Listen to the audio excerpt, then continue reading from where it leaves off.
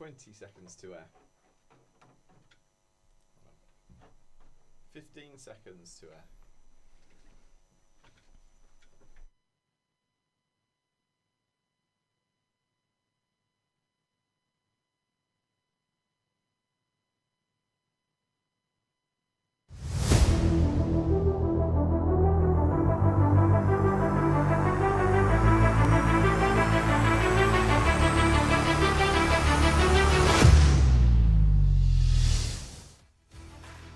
Good evening, you are listening to Solent Soccer Night. I am your host Isaac Hale as we take you through all the games this evening from across the country, as well as live updates from the Champions League round of 16 from the South Coast on St Patrick's Day.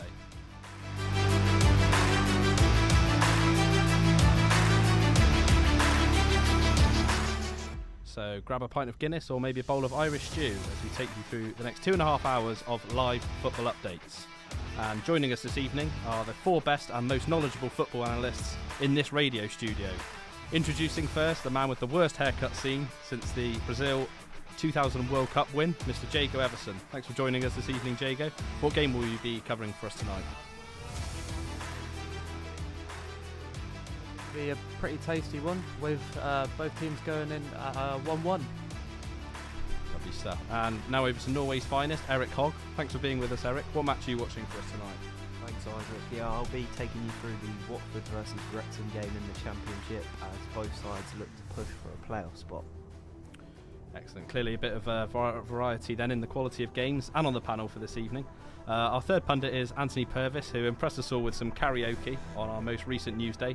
A bit of a change of speed for this evening though. Anthony, what game are you covering for us tonight? So I'll be doing the Man City against Real Madrid game after Real Madrid put 3 past City last time around. Lovely stuff. And finally, as a special treat for St Patrick's Day, we have our very own leprechaun joining us this evening, Ashton Cox. What game will you be watching tonight? Yeah, appreciate that, Isaac. I'm covering the Chelsea PSG game tonight, and who knows, perhaps we'll have another special night at Stamford Bridge in store. Lovely stuff. And quickly back over to you, Jago. Updates from the Sporting Lisbon and Bodo Glimt game, which is obviously an early kick-off. What's happened so far? Obviously 3-0 to... Well, it's been a complete opposite to the leg last week, where Bodo Glimt won that game 3-0. It's now currently 3-0 to Sporting in the 88th minute, and it's been all Sporting, all game, still piling on the pressure. It's going to look like it's going to extra time. Lovely stuff. We're going to go over to Wimbledon v Leyton Orient in League One for Darcy Harris Norman's preview for that game.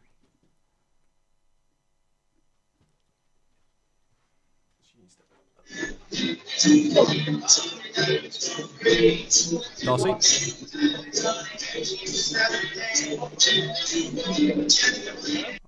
Hello? Okay. No worries. We're going to have a look at see if Ashley Whiteway's with us then. In that case for Farnborough v Dagenham and Redbridge in the National League South. Ashley, can you hear me? Hi lads, hi there, the student. Yeah, I can hear you all right. A few things on the top, but yeah, I'm going to try and get through this. Farnborough coming to this game, obviously 20th in the league, against the Dagenham and Redbridge side that have recently been acquired by KSI, obviously a 20% stake in the club. It'll be exciting to see what goes on here tonight. I haven't been able to spot him at the moment, so I'm not sure if he's even come down at the moment or not. But I hope you guys can hear me over the audio at the moment. I'll try and run you through the team sheet a bit later on. But yeah, Joe Duncan, Bristol City loanee, joining on loan for the foreseeable future, the end of the season. Hopefully we'll be able to help turn around the form to the club in the National League South. So yeah, exciting game here tonight. Looking forward to it. Hopefully it's all good. Back to you in the studio, lads. Lovely stuff, Ashley. Thank you very much. We're going to go over to the Memorial Stadium, Bristol Rovers against Shrewsbury in League 2. James McLean. Thank you, Isaac. I'm here at the Memorial Stadium for this tight game in League 2 to get away from the League 2 relegation places. Bristol Rovers sit 19th on 37 points, Shrewsbury on 41. Bristol Rovers come into this game off the back of the last 5 of 1-3, drawn 1, lost 1. Shrewsbury come off their last 5, 1-3 and lost 2.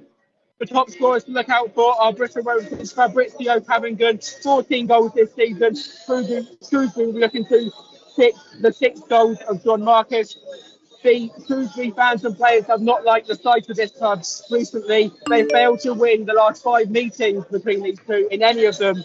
And the latest game between them happened on New Year's Day. It was a 3-0 away win for Rovers, in which Cavenden scored a hat-trick. With just over 10 minutes till kick-off. Back to you in the studio. Lovely stuff. Thank you very much, James. We're going to go over to Wimbledon and try again with Darcy. Darcy, can you hear us this time?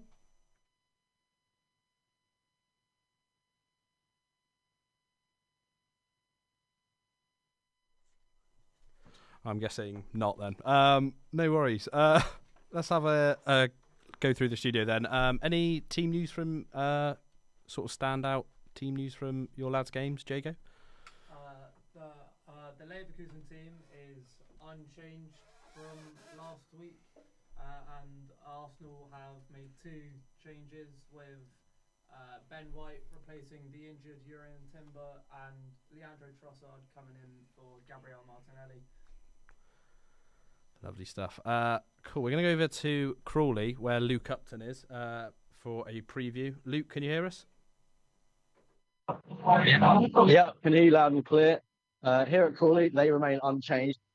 Jacob Chapman in goal, Scott Malone, Charlie Badrami, Charlie Barker, Johnny Russell, Dion Piera, Jay Williams, Taylor Richards, Colin Gordon, Andy Loloff, and Danilo Orsi, who in his second stint at the club still remains goalless despite scoring 1 in 2 at his first stint.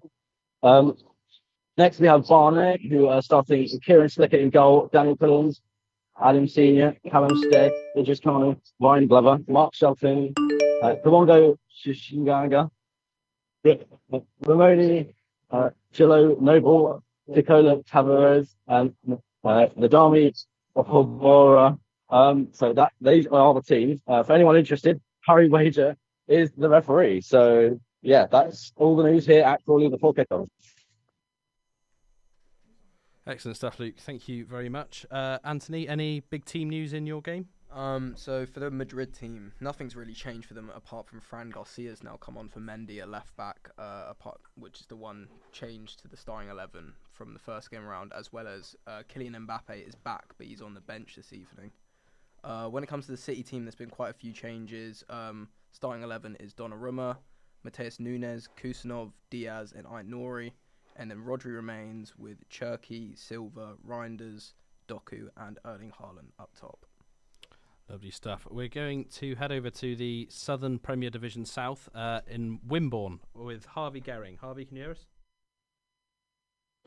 Hello, you've actually got me, Sam, instead of Harvey. No worries. Anyway, yeah, so we're actually 5 minutes into our game here. Wimborne, the home side, have made 5 changes from their last outing. Walton and Hersham, league leaders, have only made 2 changes coming into this one. 5 minutes in, not much action to speak about so far. Lovely stuff, Sam. Thank you very much. Eric, Watford against Wrexham. Any big team news for your game? No, it remains mostly unchanged for both sides since their games on the weekend. I'll take you through some of the key players for both sides. So for Watford, you want to look out for Luca Rumsgaard, who's their top scorer with 9 goals, who's just recently come on loan from Italian club Udinese. And then you also want to look out for Imran Louza for them as well, who's scored 6 goals and got 8 assists. And then for Wrexham, Kiefer Moore, who is a very big name in the Championship, he scored 11 goals this season. Josh Windass has got 14 goals and assists, and Nathan Broadhead, who used to play for Ipswich, has got 11 goals and assists as well. Nice one. Thank you very much, Eric. And Ashton, Chelsea looking to overturn a 3-goal deficit tonight. It's not going to be easy. Any big team news? Yeah, Florio changes for Chelsea. First of all, Robert Sanchez replaces Philip Jorgensen in goal after the Danish player's subpar performance in Paris last week. Mamadou Sarr and Yoro Hato come in for Wesley Fofana and Malo Gusto in defence, and Andre Santos replaces Reece James in midfield following the Englishman's hamstring injury. PSG remain almost fully unchanged except for one replacement. Unsurprisingly, Kavica Kvaratskhelia comes in for Desiree Doué following the Georgian forwards brace off of the bench in the first leg. Lovely stuff, Ashton. Jago, extra time in the Sporting Bodo Glimt game, or were we at full time? 90 minutes wasn't enough to separate the teams over the two legs. The 90 finished Sporting 3, Bodo 0. It's going to go down to another half an hour and possibly penalties. There we go. Lovely stuff. We are 20 minutes away from the 8 o'clock kickoffs in the Champions League, and sort of 5 minutes away from the League 1, League 2 and all the National League non-league games kicking off. An awful lot of success in the group stage for the English clubs in the Champions League. It hasn't been the best in the first legs. Ashton, what are your thoughts on, obviously, the English team's performance?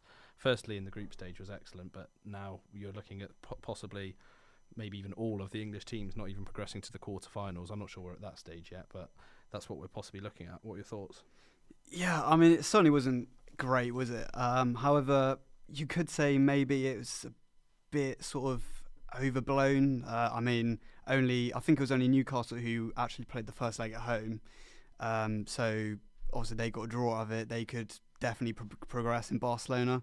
But then you look at teams like Liverpool would potentially be favourites to overturn that deficit at Anfield.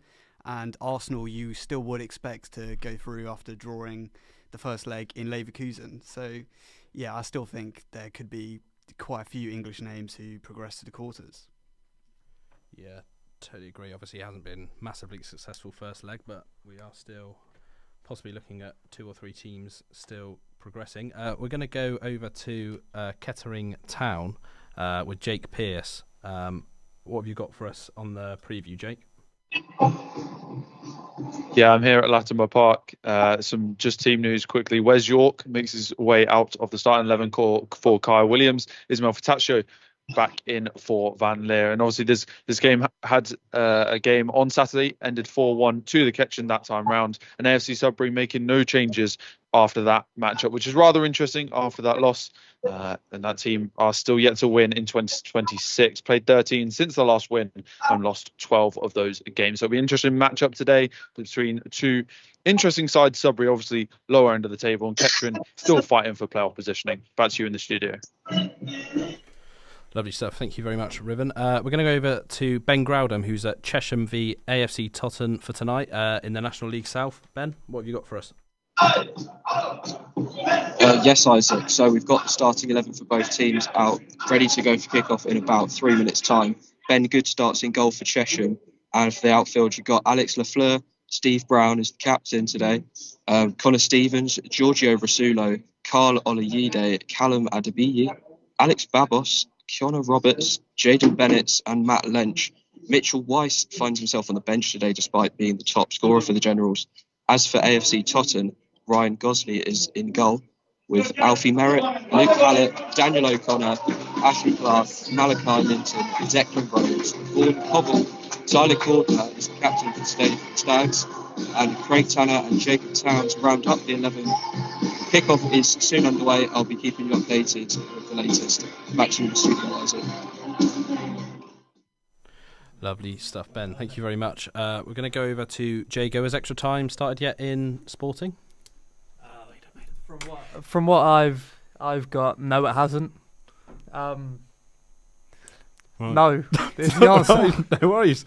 That's obviously fine. We'll ask Anthony then. Obviously, we saw, like I said, all the English teams with so much success in the group stage. What are your thoughts on this sort of first leg that we've seen in the round of 16 from these English sides? Why hasn't it been so successful? I mean, I think in my opinion, for a lot of these English teams in general, the English teams are just a lot weaker than they have been in previous years. Like, even with Arsenal, who are pretty agreeably the best English team at the moment, I don't think Arsenal have been as good as they have been in previous years. And I think it is just a weakness when it comes to all English teams at the moment. And I think there's other teams in the competition that probably, even if the English teams do progress further, will probably knock them out at some point. I don't really see any of the English teams really making it, like to the final, for example. Fair enough. And any chance for Man City do you see tonight? I mean, Look, they've got the players. I mean, they've got the best goal scorer on the planet. They could, but they probably won't. I don't think the City team are as good as they have been in the past, but this City team are going to have to put out a miracle, really, to somehow go through to the next round. They have kicked off. Couldn't agree more. It's going to be a big uphill task for both Man City and Chelsea tonight. Eric, obviously, looking at Wrexham's game tonight, obviously looking to sort of re-establish their top six hopes. They currently sit in sixth place, just above Southampton. Do you see them getting into the playoffs and then maybe pushing on and really getting into the Premier League? And if they do, how do you see them doing in the Prem?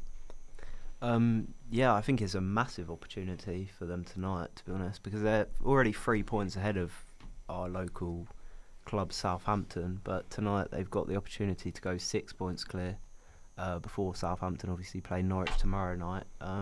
Watford sit 10th, and they also have quite a big opportunity because they can leapfrog Birmingham and Derby tonight with a win. The last time these two sides faced each other, it finished in a 2-2 draw, so I'm hoping for some of the same tonight, a couple of goals. And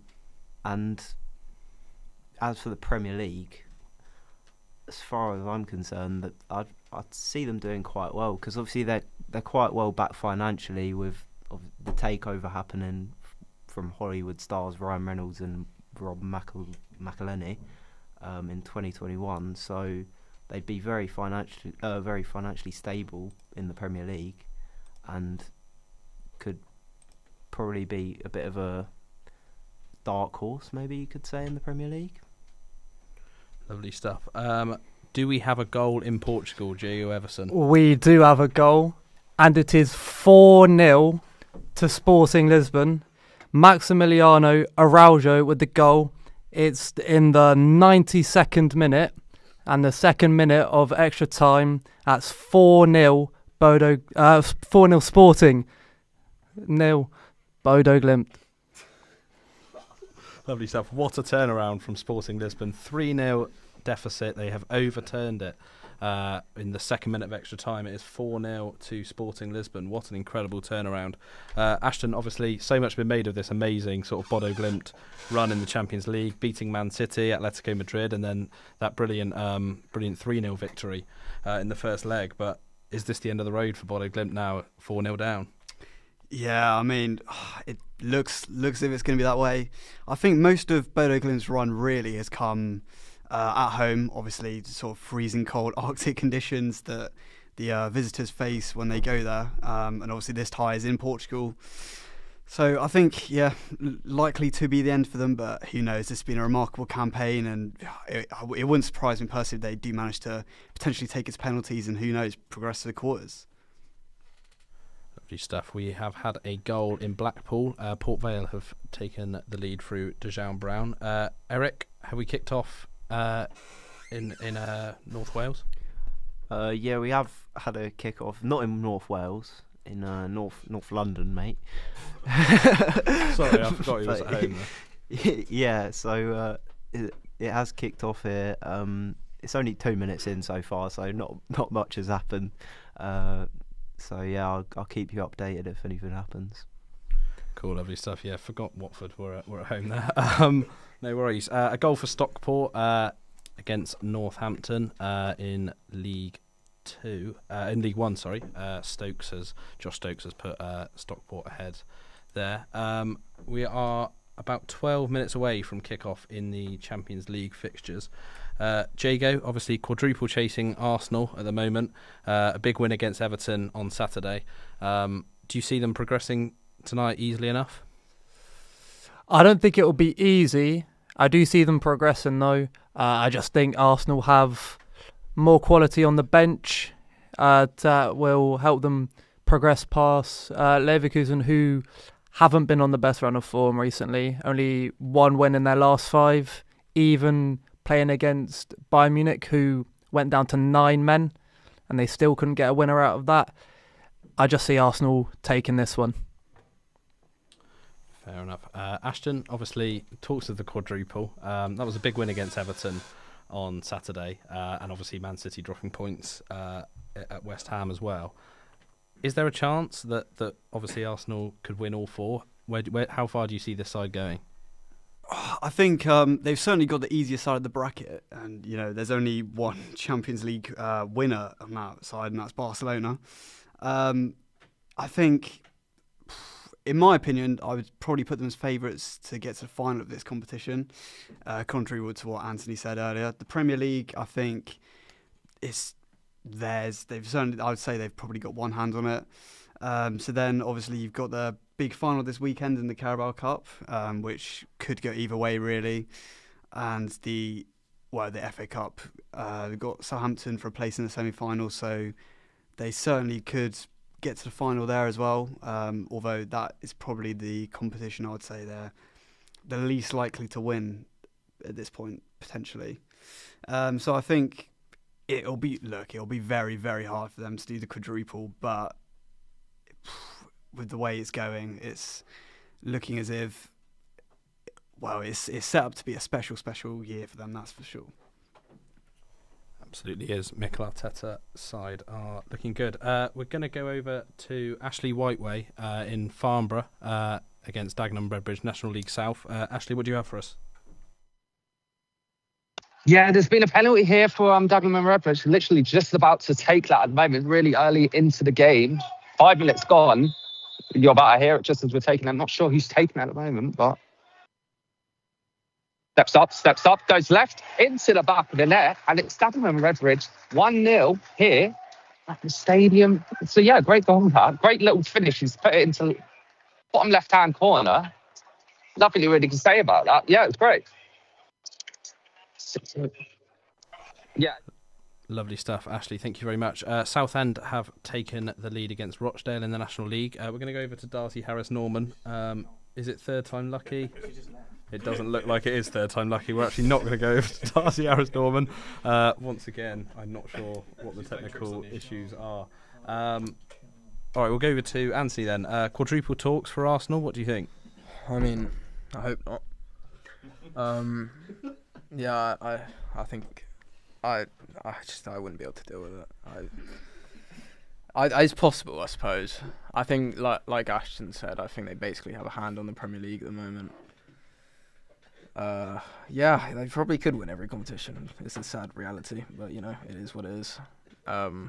Champions League, I don't see them. I just don't see this Arsenal team as a team that's going to win a Champions League, if I'm going to be honest. But they are a good team, so I think I'd be surprised if they don't win more than, I'd say, like two trophies this season. Lovely stuff. Jago, any updates in Sporting? Any sign of Bodo Glimt looking to come back into the game? Again, no. They're just on. They've just been on the back foot the entire game. Very rarely getting anything into Sporting's half. It's still 4-0. No, they don't seem very up for it tonight. Looks like the end of the road for that magical run in the Champions League for Bodo Glimt, unfortunately. So we'll go over to Eric. Obviously, Watford, Wrexham still 0-0 at the moment. 8 minutes in. What have you seen so far? So Watford had the earliest chance via their number 9.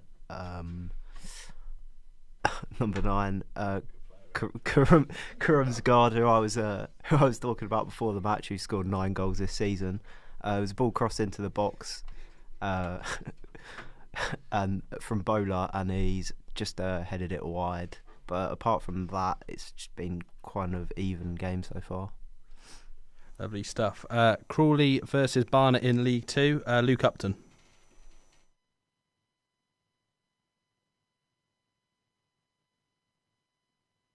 You're going to have to unmute your mic, I think, Luke. Yeah, a bit of a chance early on for Crawley, a bit of a scrap in the box to try and score, but nothing of it. It's been a real scrappy game, bit of a trench warfare, sending balls over the top, long ball, long throw. Very scrappy. There's almost a bit of a fight-ish just now, broken up by the referee. Nothing too massive at the moment, though. No big chances yet. Lovely stuff, Luke. Thank you very much for the update. Harrogate Town have taken the lead at Tranmere in Sky Bet League 2. That's 1-0, a goal for Smith. Still 4-0 to Sporting Lisbon in the Champions League. We're about 5 minutes away from kick-off from the 8 o'clock games as we watch Man City take on Real Madrid with a 3-goal deficit. Chelsea hosting PSG also with a 3-goal deficit. And Arsenal looking to progress, having drawn 1-1 in Leverkusen. Ashton Cox, is there any chance for Chelsea tonight? It's obviously going to be tough. What do you see happening tonight at Stamford Bridge? Yeah, well, I've been looking through the Champions League archives, I suppose, and there's only ever been 3 times that a team that has lost the first leg by 3 goals or more have actually gone to complete the turnaround and progress to the next round. And only 1 time has that ever happened to the holders, which of course PSG are. So history certainly isn't on their side. The only inspiration they will be looking towards, I suppose, is the meeting in the quarterfinals of the 13-14 Champions League tie, when Chelsea overturned a 3-1 first leg deficit to win 2-0 at Stamford Bridge and progress on away goals. However, obviously, they face a much harder task than that tonight of, as we said, the European champions, this time in PSG. And obviously, they'll need at least 3 goals rather than the 2 to progress. So, it's probably not going to happen, but who knows? Stranger things have happened, I suppose. Lovely stuff, Ashton. We are going to try Darcy Harris-Norman in Wimbledon again, League 1 against Leyton Orient. Darcy, do you have anything for us? Can you hear me?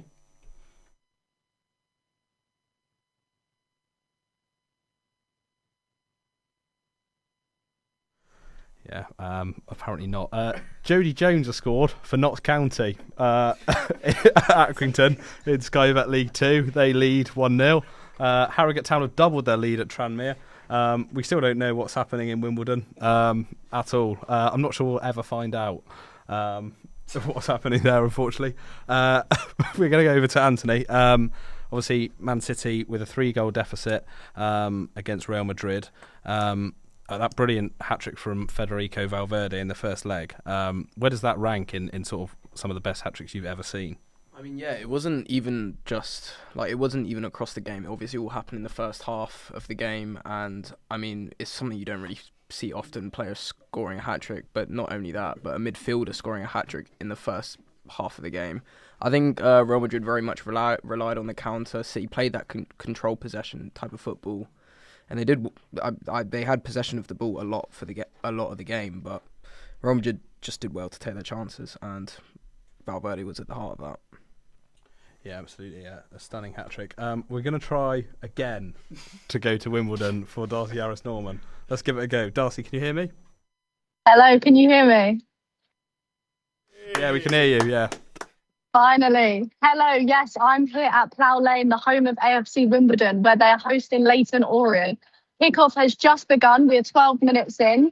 Both teams are determined for 3 points today, with Leyton Orient only 4 points above the relegation zone. And Wimbledon wants to bounce back because they're from their 1-0 defeat against Stevenage. It's a very, very exciting London derby, and both crowds are trying to compete with each other on who can be the loudest. Like I said, we're only 12 minutes in, and we've only had 1 corner from Leyton Orient, but nothing else to report. So I'll be back with any updates. Back to you in the studio.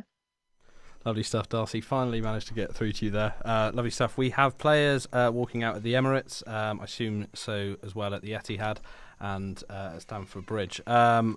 We are 1 minute away or 2 minutes away from kick-off in those Champions League second legs. Luton Town have scored. Casey Palmer for Luton with a header at Kenilworth Road in League 1. They've taken a lead against Exeter City there at Kenilworth Road.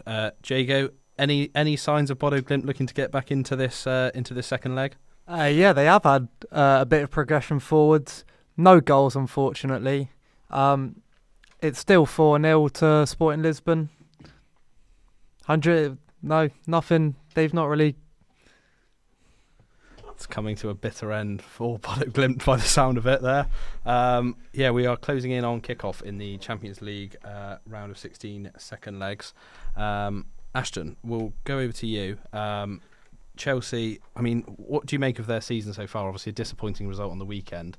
It sort of started positively. People were talking about maybe even the title. You're now looking at maybe no trophies whatsoever. What have you thought of it so far? Yeah, just another crazy season under this bleak ownership, really, isn't it? Obviously, we started the season relatively well, I'd say, compared to, especially like we did the season prior. We were sort of in and around second or third, dreaming perhaps of launching maybe a late title bid come the end of the season.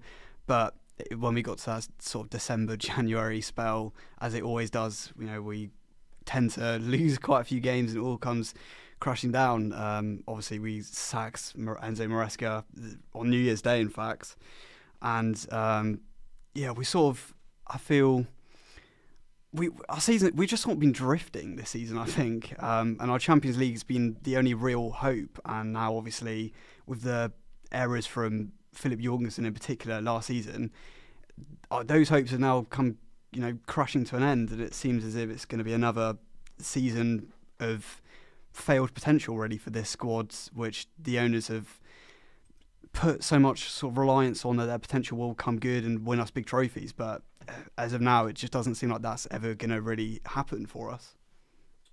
Yeah, absolutely. Liam Rosinia's side with a big deficit to overturn. We are closing in on kick-off in all the Champions League second leg 8 o'clock games. Sporting Lisbon close in on a quarter-final place in the Champions League. They will face either Arsenal or Bayer Leverkusen, who are just about to take kick-off, I can see. Ryan Hardy has scored for Huddersfield Town in League One. They lead Lincoln City 1-0. At the Aku Stadium, and Scunthorpe United have taken the league in the National League at Truro City with a goal from Leo Farrell. Anthony, do we have kick-off yet at the Etihad? Yes, we have just kicked off at the Etihad. City at the kick-off immediately goes down the right. Bernardo Silva kicked out of play, but City look to be setting up to be pressing Madrid into their half quite heavily, as they obviously need a goal pretty early, as Real Madrid get the ball back immediately. Lovely stuff. I believe we have an update from Wimbledon in a minute from Darcy Harris-Norman. But first of all, Eric, we're about 16 minutes into Watford against Wrexham. What can you tell us so far? It's been all Watford so far. They've controlled the game with 74% possession, and they've had the first 3 shots of the game. However, they don't have their shooting boots on today, it seems, because the two shots that I've just seen have been absolutely woeful, to be honest. Giorgio Chakvedze had a shot a couple minutes ago, and it was just skied miles over the bar. And then James Abenkwa also just had a shot, and it was well over the bar as well. So they're going to need to put their shooting boots on if they want to score. Lovely stuff. What's the Watford number 9 playing like? he's playing pretty well so far. Lovely stuff, Eric. Thank you very much. We have kickoffs in the Champions League round of 16. Ashton, we'll go over to you. First couple of minutes of PSG taking on Chelsea at Stamford Bridge. What have you seen so far? So far it's been Chelsea dominating possession, pressing high. It's almost paid off. Few chances have been created, although PSG have had about a minute ago their first real chance on the counter-attack, which almost resulted in a goal. So as of now, Chelsea sort of playing high and looking to force PSG into a mistake. Lovely stuff. Peterborough have taken the league lead against Rotherham in League One. Cairo Lisby has scored, and just as Eric Hogg was saying that Watford didn't have their shooting boots on, they have taken the lead. Eric? I've just jinxed it there. So the ball's just come through to Bowler, who's had a shot, and it's just deflected straight in. So you could say it was quite lucky, to be honest. But Watford are leading Wrexham 1-0 courtesy of Bowler. Lovely stuff. Southend United have doubled their lead against Rochdale. James Golding has scored there to make it 2-0 to Southend in the National League. Great start for them. 18 minutes in, Southend 2, Rochdale 0. Anthony, what have you seen so far? First few minutes of the game. Straight away, to be honest. Right after I finished talking to you, one of the, I don't know who it was, one of the Real Madrid players played a ball over the top straight to Valverde, the man who scored the hat-trick last week, and then had a shot on target, well saved by Donnarumma. And then again, literally about a minute later, Cherky has a shot on the edge of the box. Good save by Courtois, and it seems like a pretty hectic start to the game as Rodri now just has a shot on target. Amazing save by Courtois at the near post. And already shots are flying in on both sides, so it should be quite an interesting game. Wide open there at the Etihad so far, still 0-0 as Man City look to overturn a 3-goal deficit. Jago, Sporting Lisbon closing in on the win now. How long's left in extra time? They've just started the second half of extra time. As I said previously, it's 4-0 Sporting. Just started at second half of extra time. Nice one. Thank you, Jago. We have not had too many goals flying in the last couple of minutes. We have got an update from Ben Growden at Chesham against AFC Totton in the National League South. Ben, what have you got for us? Yes, Isaac. So it is still 0-0 here at the Meadow, and it has been all Chesham pressure. There is now a free kick on the edge of the box for Totton. Actually, no, it's not. Number 2, Alfie Merritt has just been booked for simulation for Diamond just outside the box. There has been early chances. Cordner, the Tottenham captain, headed wide early on, but then Cheshire grew into the game quite quickly, having plenty of chances of their own. Notably, Matt Lynch grounded the keeper just about 5 minutes in before his shot got cleared off the line. Bennett's was then brought down just a couple minutes later, but the ref waved away that penalty call. And then started inviting derogatory chants from the home crowd. Lynch has also smashed wide a corner about 2 minutes ago from Roberts too. But the score, as I say, is still 0-0 here at the Meadow. Thank you, Isaac. Thank you very much, Ben. Huddersfield Town have doubled their lead against Lincoln. There it's 2-0 to Huddersfield in League One. We're going to go across to Darcy Harris Norman at Wimbledon Leyton Orient. You've got a goal for us, Darcy. Hello, Felix. Yes, indeed, I do have a goal. Leyton Orient. Can you hear me? Yeah. We've got you. You can hear me? Yeah, Felix can hear you, yeah. Perfect. Hello, yes, we do have a goal. Leyton Orient have scored in the 15th minute. It was a shot near the target of the goal, and then the goalkeeper has scrambled and has left number Ballard, their top goal scorer, to tap it in. Wimbledon are fighting to get an equaliser, but both fans are very hyped up for this game. That's all to report on. Back to the studio. Thank you very much, Darcy. We have had goals flying in. Mansfield have taken the lead at Bradford. Salford City lead Barrow 1-0. Rochdale have pulled one back at Southend, and Scunthorpe have doubled their lead. For Ashton Cox, there has been an early goal at Stamford Bridge. Who's it in for? PSG, absolutely nightmare start here at home for the Blues. They already needed 3 goals to turn around. A long ball from Safanov, the keeper, has gone straight over everyone. Mamadou Sarr tried to control the ball up 1-1 against Kvaratskhelia. The ball's gone under his foot, fell straight to Kvaratskhelia, who's hit the ball down the middle. Rob Sanchez, potentially question marks raised about whether he could save it or not, but it's gone in, and, well, absolute mountain to climb here now for Chelsea. The score is 1-0 on the night and 6-2 on aggregate. Not for the first time, Robert Sanchez has had questions raised about his goalkeeping. Oldham have taken the lead at Chesterfield. We're going to go over to the Memorial Stadium where James McLean is for Bristol Rovers v Shrewsbury. Hello, James. Thank you, Isaac. Still 0-0 here so far. Bristol Rovers have been dangerous and crosses. They slug in quite a few here tonight, but the closest chance has actually come from Shrewsbury. It was a counter-attack down to my right. George Lloyd went up on his own, completely unmarked, but his delivery went straight across the face of goal. No one was there to tap it home, and it still remains 0-0 here at the Memorial Stadium. Back to the studio. Thank you very much, James. Still 0-0 there then at the Memorial Stadium. As I was saying, Oldham had just taken the lead at Chesterfield before we had to go over to Ashton for Kvaratskelia's opening goal at Stamford Bridge. Jago, closing in now, Sporting Lisbon. How close are they to a place in the quarterfinals of the Champions League? What a turnaround it's been. It's been a massive turnaround today. As I said, they started the game 3-0 down after last week's dreadful performance away at Bodo Glimt. 4-0 up on the night, 4-3 on aggregate. They're in the 110th minute. They're midway through the second half of extra time. It's still 4-0. Lovely stuff, Jago. Thank you very much. We're going to go over to Farnborough in the National League South. They were trailing 1-0 to Dagenham Redbridge last time we heard from Ashley Whiteway. Ashley, what have you got for us? Yeah, as you can probably hear from the back of the screen here, I hope you guys can hear me back at home there. It's getting a bit pacey here at the moment. Farnborough trying to come back into this game, trying everything they can. At the moment, they've had a few opportunities to try and get level at the moment, but just at the moment, they're not able to do it, even though the team here is trying to will them on. At the moment, we're just outside the box. Might be good to stay with me until you see what happens here. Set piece just outside. We'll be interested to see how this goes.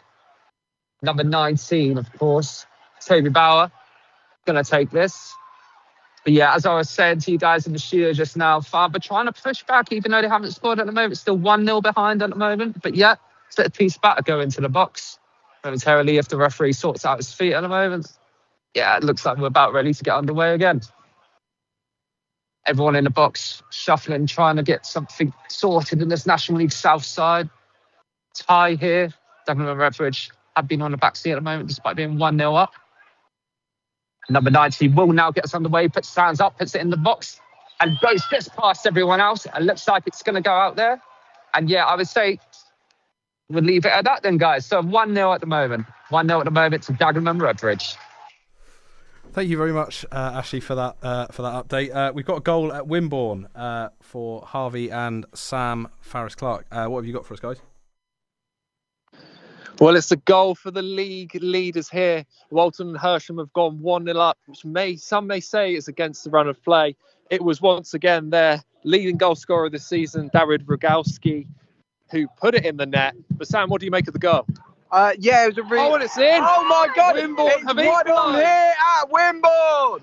It's number 5, Sam Roberts, who's put it in from a cross, and it's gone straight and looped over the goalkeeper, and they're all huddling around each other now in celebrations. Well, it's not been against the run of play, has it, Sam? No, well, Wimborne have been putting those balls into the box all game, and finally one of them has paid off. When we first came to you, I thought it would be reporting a Wimborne goal, the way the game was going. Walton and Hersham did go 1-0 up, but now Wimborne have equalised. Yep, and as we said there, Wimborne have equalised, so that makes it Wimborne 1, Walton and Hersham 1. Nice one, guys. Great update. Thank you very much. Exeter City have equalised at Luton Town. That is 1-1. A goal from Reece Cole to equalise there. And Burton Albion have taken the lead against Reading in League One. A goal from, I believe it was George Evans for Burton there. Still 0-0 at Arsenal against Leverkusen. Still 0-0 at the Etihad. Oh, yeah, still 0-0 at the Etihad. It's been mainly Real Madrid for the most of this game now. They're just all over them, to be honest. And looks like they've been trying to allow some pressure, and then they've been countering time and time again. But this Man City defense looks to be coping with it a lot better than they did in the first leg, and they've had the better chances. Ryan Cherky being the main cause of problems for Real Madrid at the moment. He's had 2 shots now that have just gone over the bar, but he's causing a lot of problems down the right side at the moment. So maybe he can be the spark that can bring this deficit down. So Anthony, thank you very much. What a start at Southend in the National League. Tom Hopper has just made it 3-1 to Southend United against Rochdale in just 28 minutes. Ashton, we'll go over to you. Any danger of Chelsea getting back into this? Well, another counter-attack for Chelsea about a minute or so ago.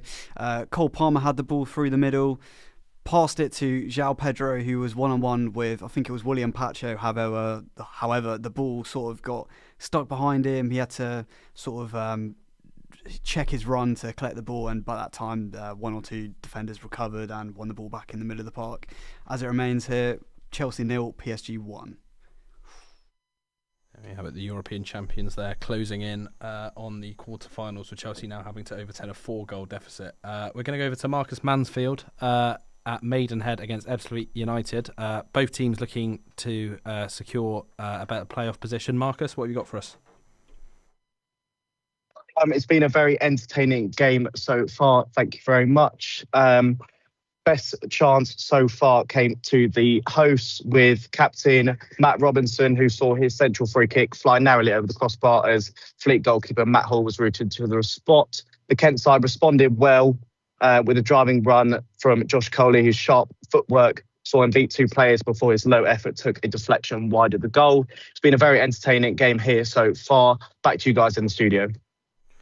Thank you very much, Marcus. Huddersfield Town have been paid back 1. They now lead 2-1 against Lincoln City. An own goal from Josh Feeney has got Lincoln back into the game. Exeter, having equalised, have now fallen behind again at Luton Town. Jordan Clark has scored a penalty. Ashton Cox, do you have any updates for us? Yeah, well, as soon as you came to me, PSG have made it 2-0. Bradley Barcoda's just hit a ball outside the foot straight into the top corner. Sort of Kvaratskhelia again with the ball on the out wide. Just played it inside to Barcoda in loads of room, and yeah, just did all the rest really. Now 7-2 on aggregate and 2-0 on the night. Yeah, there's just no way Chelsea will ever be able to come back from this now. 14 minutes in. Not the start that Chelsea and Liam Rossini wanted at Stamford Bridge. We're going to go over to Kettering Town versus AFC Sudbury. Riven Corbett, what have you got for us? Yeah, chances mostly here for the home side at the moment. Catching all over AFC Sudbury, mostly from corners, chances flying left, right and centre. We got a few chances fly over the home fans, with a few going into some back gardens or two. But yeah, 0-0 here at Latimer Park. Back to you in the studio. Thank you very much, Riven. Jago, Sporting Lisbon, so close now to that quarter-final spot. Yeah, just 3 minutes plus any injury time until it's a magical night in Lisbon. Still 4-0 in the 117th minute. Thank you very much, Jago. We have a goal for Woking in the National League. They have taken the league against Yeovil Town. Harry Buteman has opened the scoring there in Woking. PSG now with a 5-goal advantage on aggregate at Stamford Bridge. Eric Hogg, now about half an hour into your game. Watford still 1-0 up. Yeah, that number 9's playing very well. Kurumsgard just a few moments ago had a shot saved, and it was a very good shot actually, and it was saved very well by the Wrexham keeper. But it's been all Watford really. It's not really been a great performance from Wrexham considering where they are in the table. Watford have been dominating the game. They've had all the possession really, and most of the chances. So yeah, it's still 1-0 here. So thank you very much, Eric. Goals for Oldham, they've doubled their lead, and Notts County have as well. But we're going to go over to Ashley Whiteway. You got a goal for us, Ashley?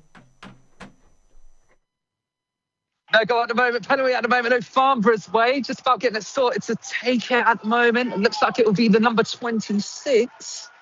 Mason Bloomfield will be stepping up to take this one. At the moment, looks that way. We'll be excited to see what's going on at the moment. Stepping up. I think he's just having a conversation with the referee before he takes it, make sure everyone's right. My field of view is slightly obscured at the moment. I do apologise as I'm kind of looking around at the moment. But yeah, just pulling out at the moment. But hopefully it's going to step up now. It looks like referee's okay for everything to go forward, go through at the moment. Just telling everyone around to hold off. Dead silence here at the moment. Referee blows his whistle. Oh, and there is a goal. It goes right side. Bloomfield converts. And as you can hear, 1-1 Farnborough here at the moment. Back to you guys in the studio. Thanks very much, Ashley, for that update. Reading have equalised at Burton Albion. Anthony, what have you got for us? So, Real Madrid just had a really close chance. It's been all City in the last 10 minutes or so, and then a counter-attack again from Real Madrid, played down the left of Vinicius Jr., skins his man, cuts inside and shoots, and then hits the post. And Donnarumma not even close to it. Rebounds out, Arda Güler kind of dribbles around the box a little bit, chips it back into the box where Vinicius Jr. is there again, shoots, and it's hit Bernardo Silva on what might have been the arm while he's on the line.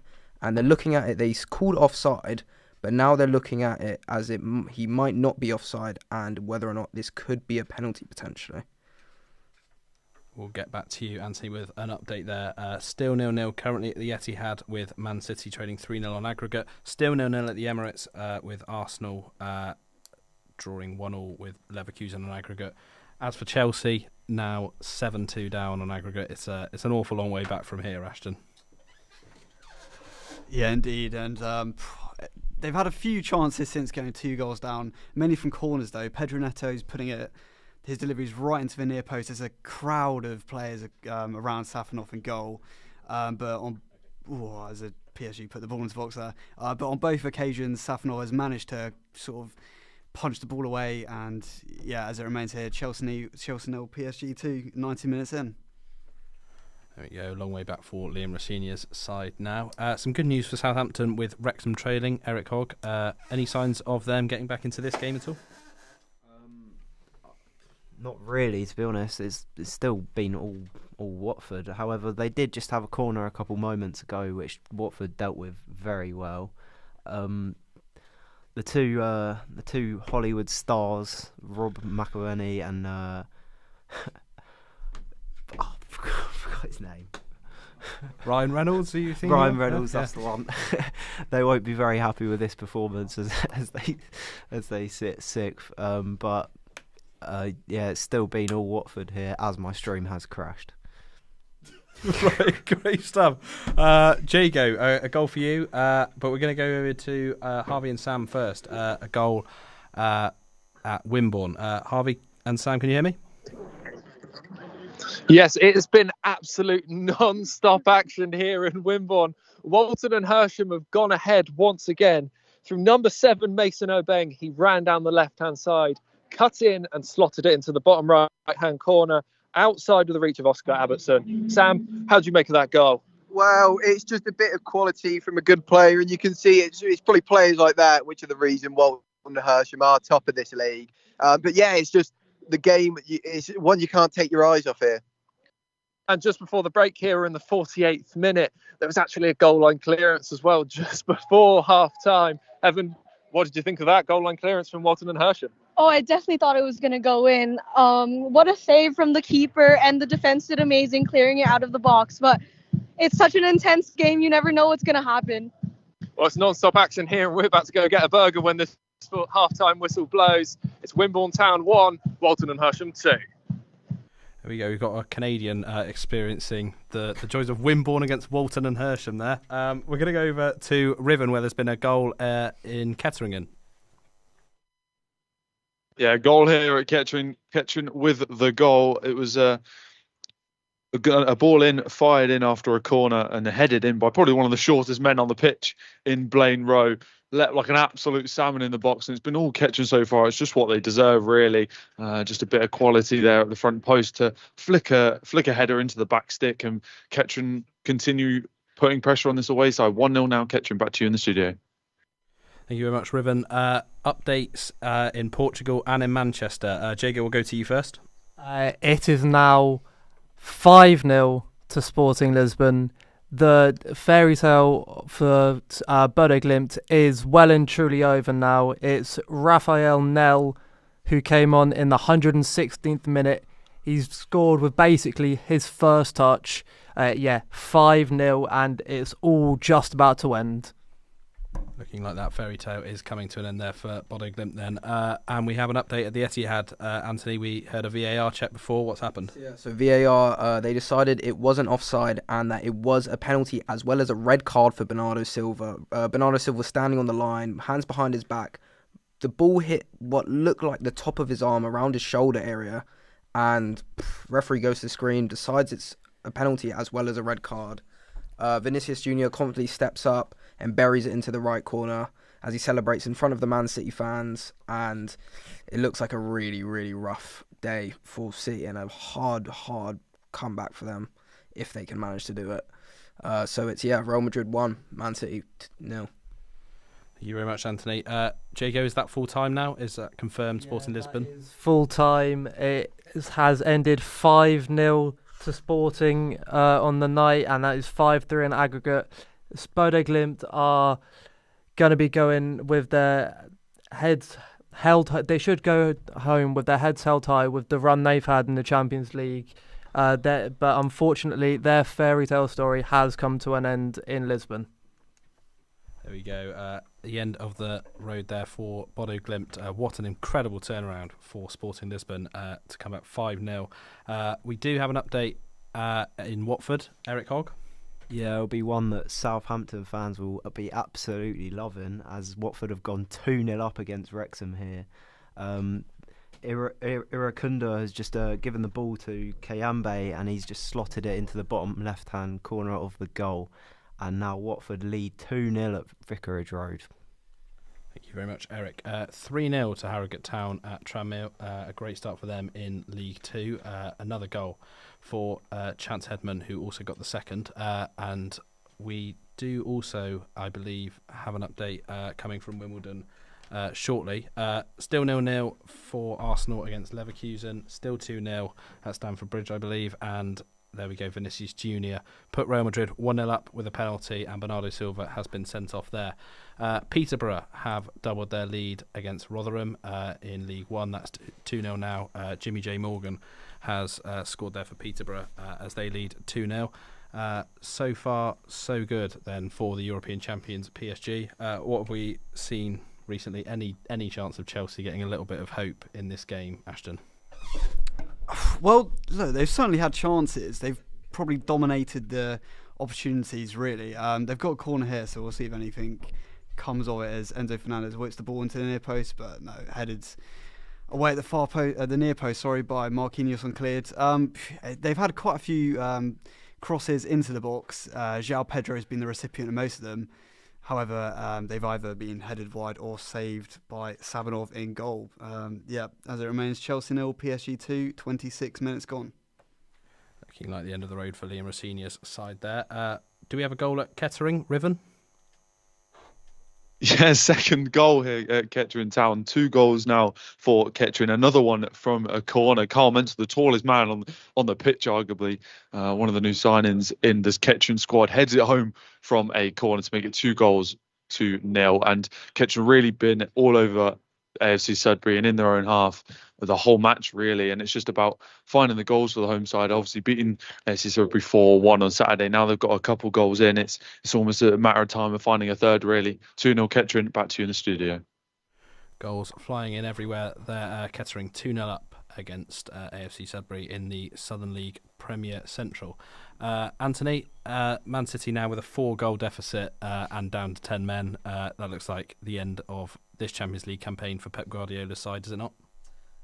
It's a weird one, really, because obviously they're a goal down, but ever since kickoff, really, I think they've been the better team. They've held possession. They've had chance after chance after chance. Again, another great chance there as Haaland has a shot on target, saved, and rolls out to Rodri, who I'm not really sure how kind of smashes it over the bar, which has kind of been the story of their half so far. They've had the chances. They've been the better team, but Real Madrid, same thing as the first game, were just way more clinical, and they've just been able to take their chances. But City have been the better team. They've had the better chances, had more of the possession. Statistically, definitely the better team, but still stays the same. Still 1-0 Real Madrid, 0 Man City.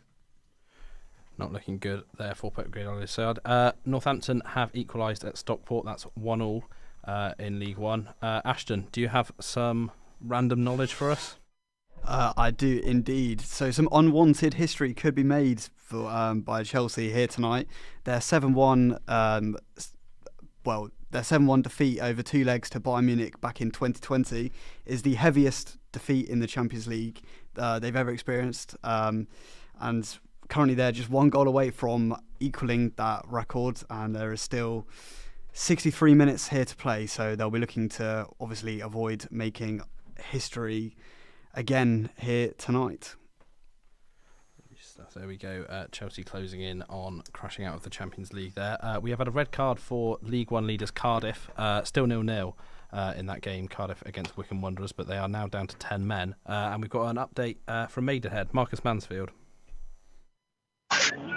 Thank you, Isaac. We have had a goal here, and it's the visitors. Ebbsfleet have taken the lead 5 or 10 or so minutes ago now. They responded well to some pressure from the home side, and they took the lead through forward Josh Coley after an inviting ball into the box from the left-hand side.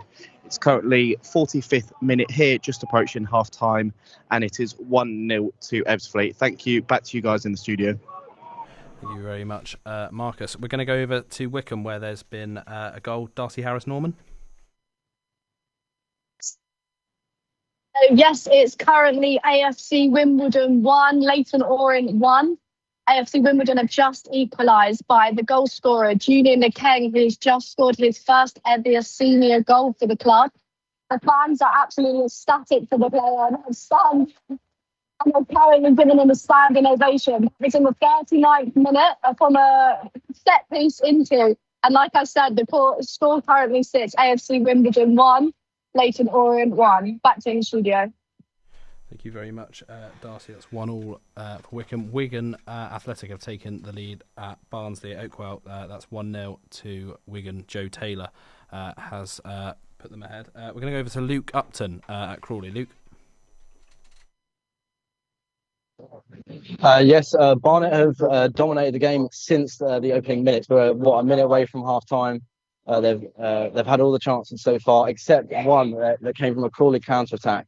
It was a corner swung in from Barnet that was caught by the keeper. It was played long ball all the way across, and it was attacked by the striker, Danilo Orsi, but it was eventually headed out by a defender. It's been a real scrap here. You can see a fight from Crawley to try and stay in the division.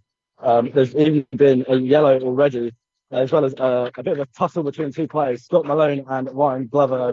Another scrap that the referee did have to get intervene in, but still 0-0 here, going into additional time in the Crawley Stadium here. Thank you. Thank you very much, Luke. Truro City have pulled one back at Scunthorpe. It's now Truro 1, Scunthorpe 2 on the brink of half-time.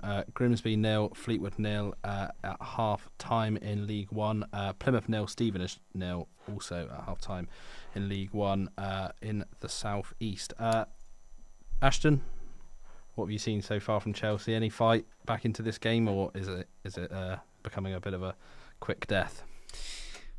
Yeah, you could say that for sure. Nothing to match the energy that they sort of had in the first 5 minutes for that killer Kvaratskhelia goal.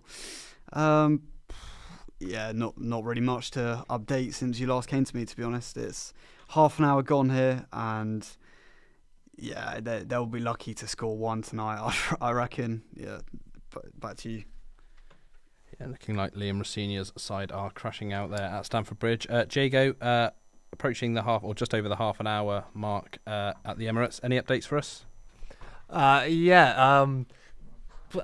was I've just had a massive scramble in the Leverkusen box. Arsenal can't get it in at the moment. It's just Blasvik, the Leverkusen keeper, has been a brick wall all evening. It is 0-0 in the 31st minute.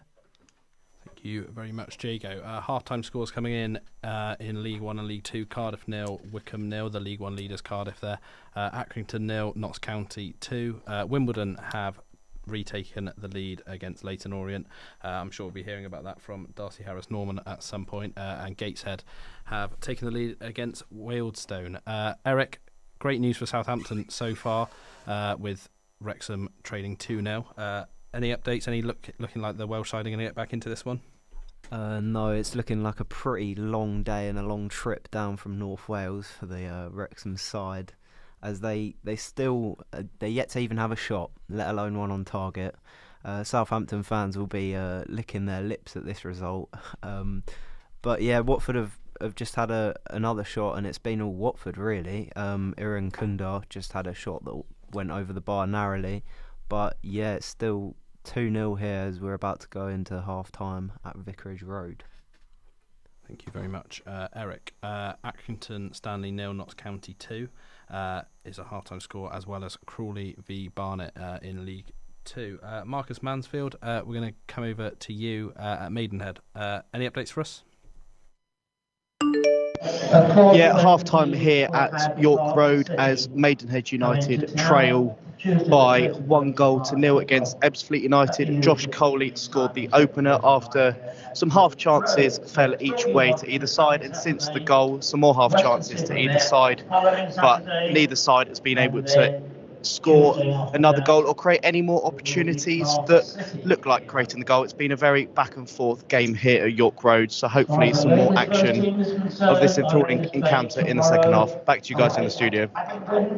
Thank you very much, Marcus. Anthony, still trailing 1-0 at the moment. Manchester City crushing out 4-0 on aggregate. Yeah, so much the same story at the moment. Frustrating for Manchester City. They're creating the chances, but there just doesn't seem to be any end product. They're doing well to hold possession, build chances in and around the box, but it's just over and over again failing at the last hurdle. Even Pep Guardiola now has been given a yellow card as well. Yeah, it just seems like quite a frustrating night at the moment for Man City, but even one goal wouldn't really be enough to give them much hope to come back into this tie. They're going to need a couple pretty quickly, and preferably before the stroke of half-time. Thank you very much, Anthony. I said we might have an update coming from Wimbledon. Darcy, have you got one for us?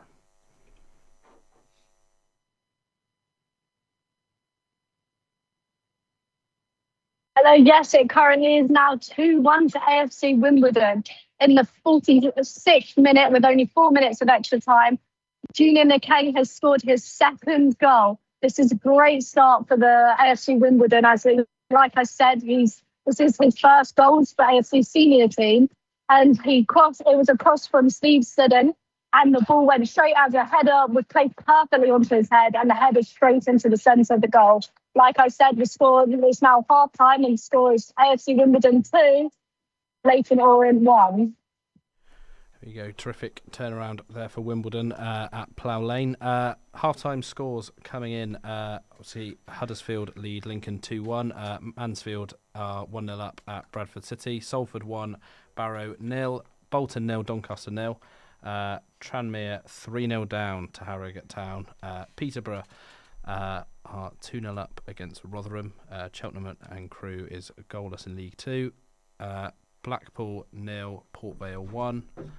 Gateshead lead Wealdstone 1-0. Do we have an update, Jago Everson? Yeah. Eberici Eze has just scored an absolute worldie. He's taken it on the swivel, 20, 25 yards out, past Blasvik. It's Arsenal 1, Bayer Leverkusen 0. That is Arsenal 1, Leverkusen 0 in the 36th minute. What a goal from Eze. Hell of a strike there from Eberici Eze to give Arsenal the lead. Eric, half-time in your game. What have you seen so far from both sides? Watford 2-0 up. Yeah, I've seen a lot from Watford, but not much from Wrexham. Not anything from Wrexham, as they've still yet to have a shot. Not even a shot on target. Not even a shot. So yeah, it's been all Watford. Watford have had 8 shots, 3 on target, and they've managed to convert 2 of them. They've been definitely the better team overall, and you could say maybe Wrexham's FA Cup exit has not really sparked much of a like they were doing so well against Chelsea, and they must have been so disheartened in that game to actually end up losing it. So ever since then they've not really been getting results, and in this game it looks like they're not going to get one either. Looking good for playoff chasing Wrexham. Half-time update at the Memorial Stadium. James McLean. Thank you, Isaac. Not much really changed in the latter part of the first half, with the best chance still being that failed delivery across the face of the goal by George Lloyd. But I have to say, some of the tackling by Shrewsbury has been absolutely pristine, on point, completely got the ball, restricting Bristol Rovers several chances. And just at the very last knock-ins of the first half, I believe it was the Shrewsbury manager, maybe wrong, but one of the managers got booked for, I think, stepping out of his technical area, so he's got to watch himself. But apart from that, it still remains the same in terms of the scoreline. At half-time at the Memorial Stadium, still Bristol Rovers 0, Shrewsbury Town 0. Back to the studio. Thank you very much, James. Yeah, definitely sounds like Shrewsbury are the better side there. Jago, Arsenal deserving of that 1-0 lead? Yeah, I would say so. Yeah, they have been they were all over Leverkusen, and that goal, I think, is just lifted the spirits a little bit more, because Arsenal have had another shot. It was Trossard. Didn't really get much on it. But yeah, Leverkusen have had their opportunities though throughout the game. But that goal has really put Arsenal in front. Yeah, 1-0 Arsenal. Arsenal there with a 2-1 aggregate lead. Anthony, we'll come to you. Man City still trailing 1-0? Momentum has swung now a little bit towards Real Madrid, as they now have a free kick on the edge of the box. A couple minutes earlier, Brahim Diaz on the right-hand side ran at Ruben Diaz. Fake shot one way, fake shot another way. Made Ruben Diaz essentially eat grass, and had a shot. Had a shot, and great save by Donnarumma. And since then, it's basically all been Real Madrid. Thanks very much for that nice descriptive update there, Anthony. Half times in National League: Southend 3, Rochdale 1, Luton 3, Exeter 1. They scored, Luton, in the 5th minute of additional time. Stockport 1, Northampton 1 in League 1. Wimbledon 2, Leyton Orient 1, as Darcy said. And we have Brackley against Solihull is 0-0, with Woking leading Yeovil as well in the National League 1-0. Ashton, coming to you now. Chelsea still trailing 2-0, still looking pretty bad for Liam Rossinia's side. Yeah, not really many big chances happening here, to be honest. Now, only 6 minutes to half time. It's sort of, there's just a missing piece of the puzzle going forward for Chelsea. It's always Palmer sort of picking the ball up in a lot of space, really, sort of around the halfway line, and then it's just the pass into forwards like João Pedro and Pedro Neto. Just they're either loose or it's giving them too much to do. There's something missing for them going forwards. But look, even if they do get a couple tonight, they're not going to be progressing. It's a dire night for them, really. Chelsea 0, PSG 2. Thank you very much, Ashton. Is there a free kick for Arsenal, Jago? Yeah, this has just come off after the Lino takes a tumble down the touchline, which is it's that simulation that should be a booking, if I'm being honest. But I completely missed what the free kick was for. I was too busy paying attention to the Lino tripping over thin air. Thanks very much. We'll come back once that free kick has been taken. As Eric said, Watford in complete control. Southampton will have the chance tomorrow to move level on points with Wrexham if it stays like that. Eric, Southampton on great form. Obviously our local club here. Can they make a late playoff push and sort of even maybe get up to the Premier League again? They definitely can. I mean, they've got the squad. They're an in-form side, and you could say Wrexham are definitely not in form at the moment after losing to Chelsea, and ever since then they've not really been great. Today they just looked wrecked. They look like they've just run out of pace in the league, and you could say that might be because they just don't have the squad depth that I'm guessing Southampton have, because Southampton, looking at their team, it's a great side, and tomorrow they have a massive opportunity and if they do win, they will go above Wrexham. So yeah, it's a massive chance for Southampton. Yeah, thank you very much. Southampton taking on Norwich City tomorrow. Anthony, any hope for Manchester City? Yes, Man City have just scored a goal. Doku down the left, ran down the left up against Trent Alexander-Arnold. Beat him, crosses the ball in, and Haaland's there at the back post, and he's able to just tap it in easily as he grabs the ball and heads back to the centre circle with hopefully a bit more fight now from the City team, hopefully able to do something, as Trent just has a shot that's just over the bar. But it's City 1, Real Madrid 1.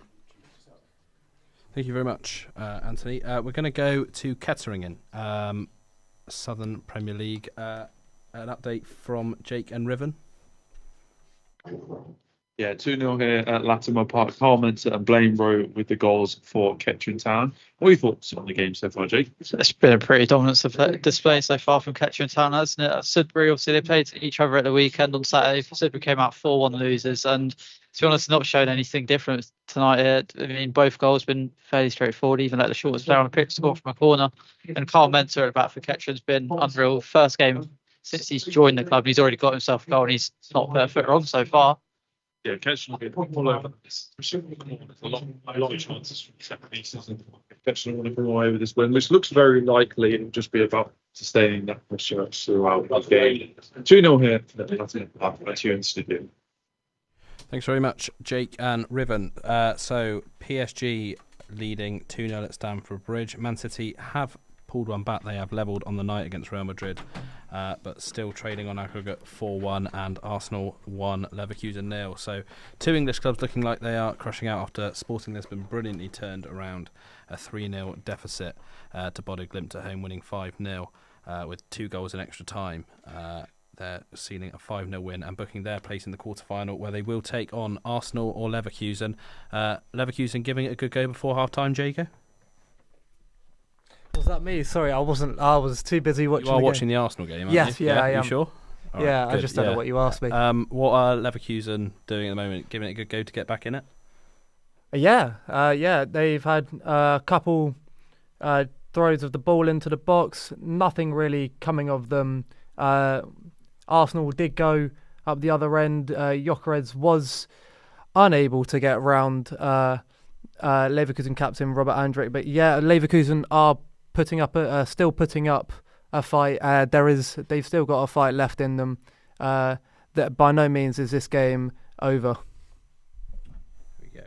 Still 1-0 then at the Emirates between Arsenal and Bayer Leverkusen. 1-0 as we approach half time. 2-1 on aggregate. Anthony, closing in on half time at the Etihad. Is there any hope for Manchester City to get back into this tie? Well, they had the majority of the possession and everything at the start of the game, and they were looking good until that Real Madrid goal, where Real Madrid seemed to get a bit more of the momentum, but now it seems to have swung back in City's favour, as now they're constantly pushing forward again and again and again after their equaliser. And I mean, if they can push on, maybe get a goal before half time, if not a goal early in the second half, I see a way they could potentially see a way back into this tie, but as of right now, probably not, but we'll see. It's still City 1, Real Madrid 1. Struggles for Pep Guardiola's side there at the Etihad, down to 10 men and trading by 4-1 on aggregate. As Anthony said, Ashton, how's it going at Stamford Bridge? Well, if there's ever been anything to sum up this first half display for the Blues, it's been Robert Sanchez just now received the ball in the penalty area, sort of turned 40 degrees, tried to find Pedro Neto on the wing, and has ended up hitting it straight out of play. We've got 10 seconds left here of the 1 minute additional time. PSG comfortably progressing here to the quarterfinals. It's not really been, in terms of chances, not really much to split this here. It's just Chelsea's defence, wow. And PSG cut through them like a knife through butter, really. Something's got to change at the back for Chelsea, and it's not just a night, but a week to forget for Chelsea, that's for sure. On aggregate here at half time, it is PSG 7, Chelsea 2. Thank you very much, Ashton. Updates from all around the country as well as Champions League.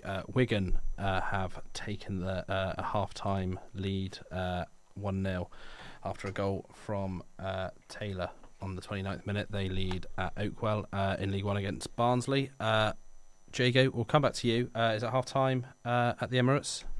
Yeah, that's half-time. It's just Yabarechi as a screamer to separate the two teams at the moment. Yeah, half-time 2-1 to Arsenal on aggregate. We obviously asked Ashton and Anthony their opinions on the quadruple charge.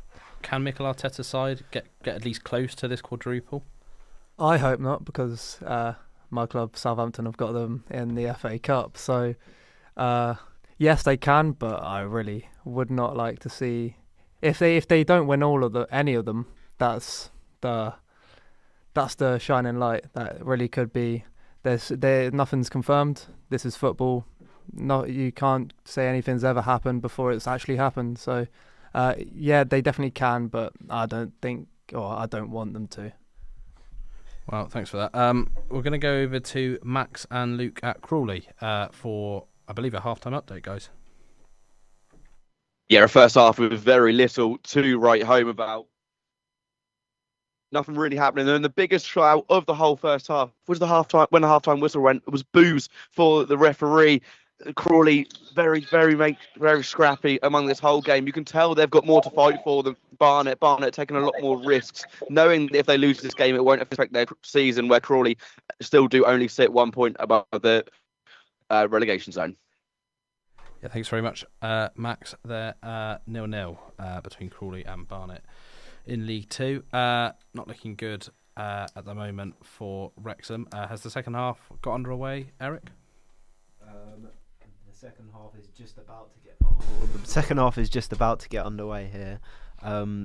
Both sides have just come out of the tunnel and are looking to get the game underway. I'm not sure if there's been any changes yet, but I will just I'll update you if there are any.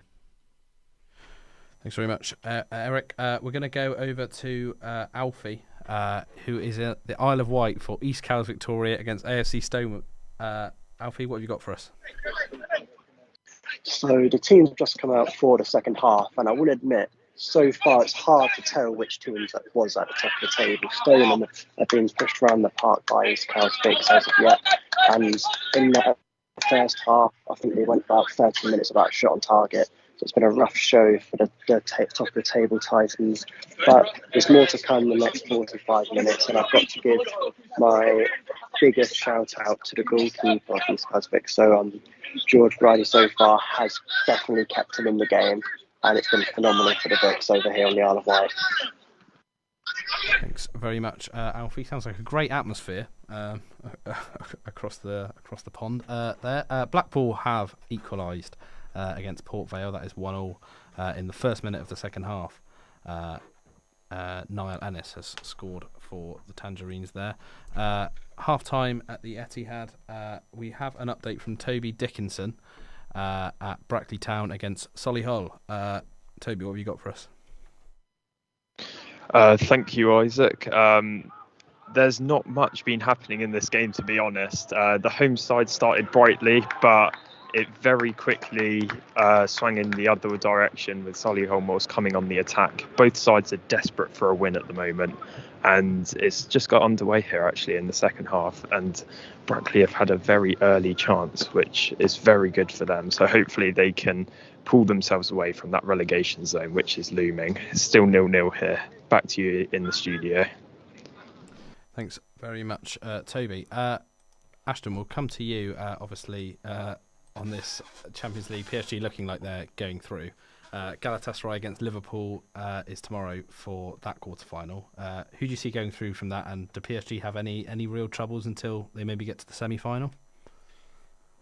I mean, Liverpool or at Anfield on Champions League nights, there's just something different about them, isn't it? You know, we've seen it countless times before, whether it's the sort of you go back all the way to 2005 in that classic game against Chelsea with the ghost goal. Obviously, the 4-0 comeback they made back in 2019 against Barcelona.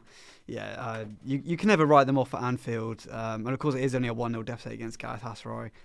Playing PSG though, with the way that people like Kavica, Kvaratskhelia are playing, it's going to be a completely different kettle of fish for them, really. But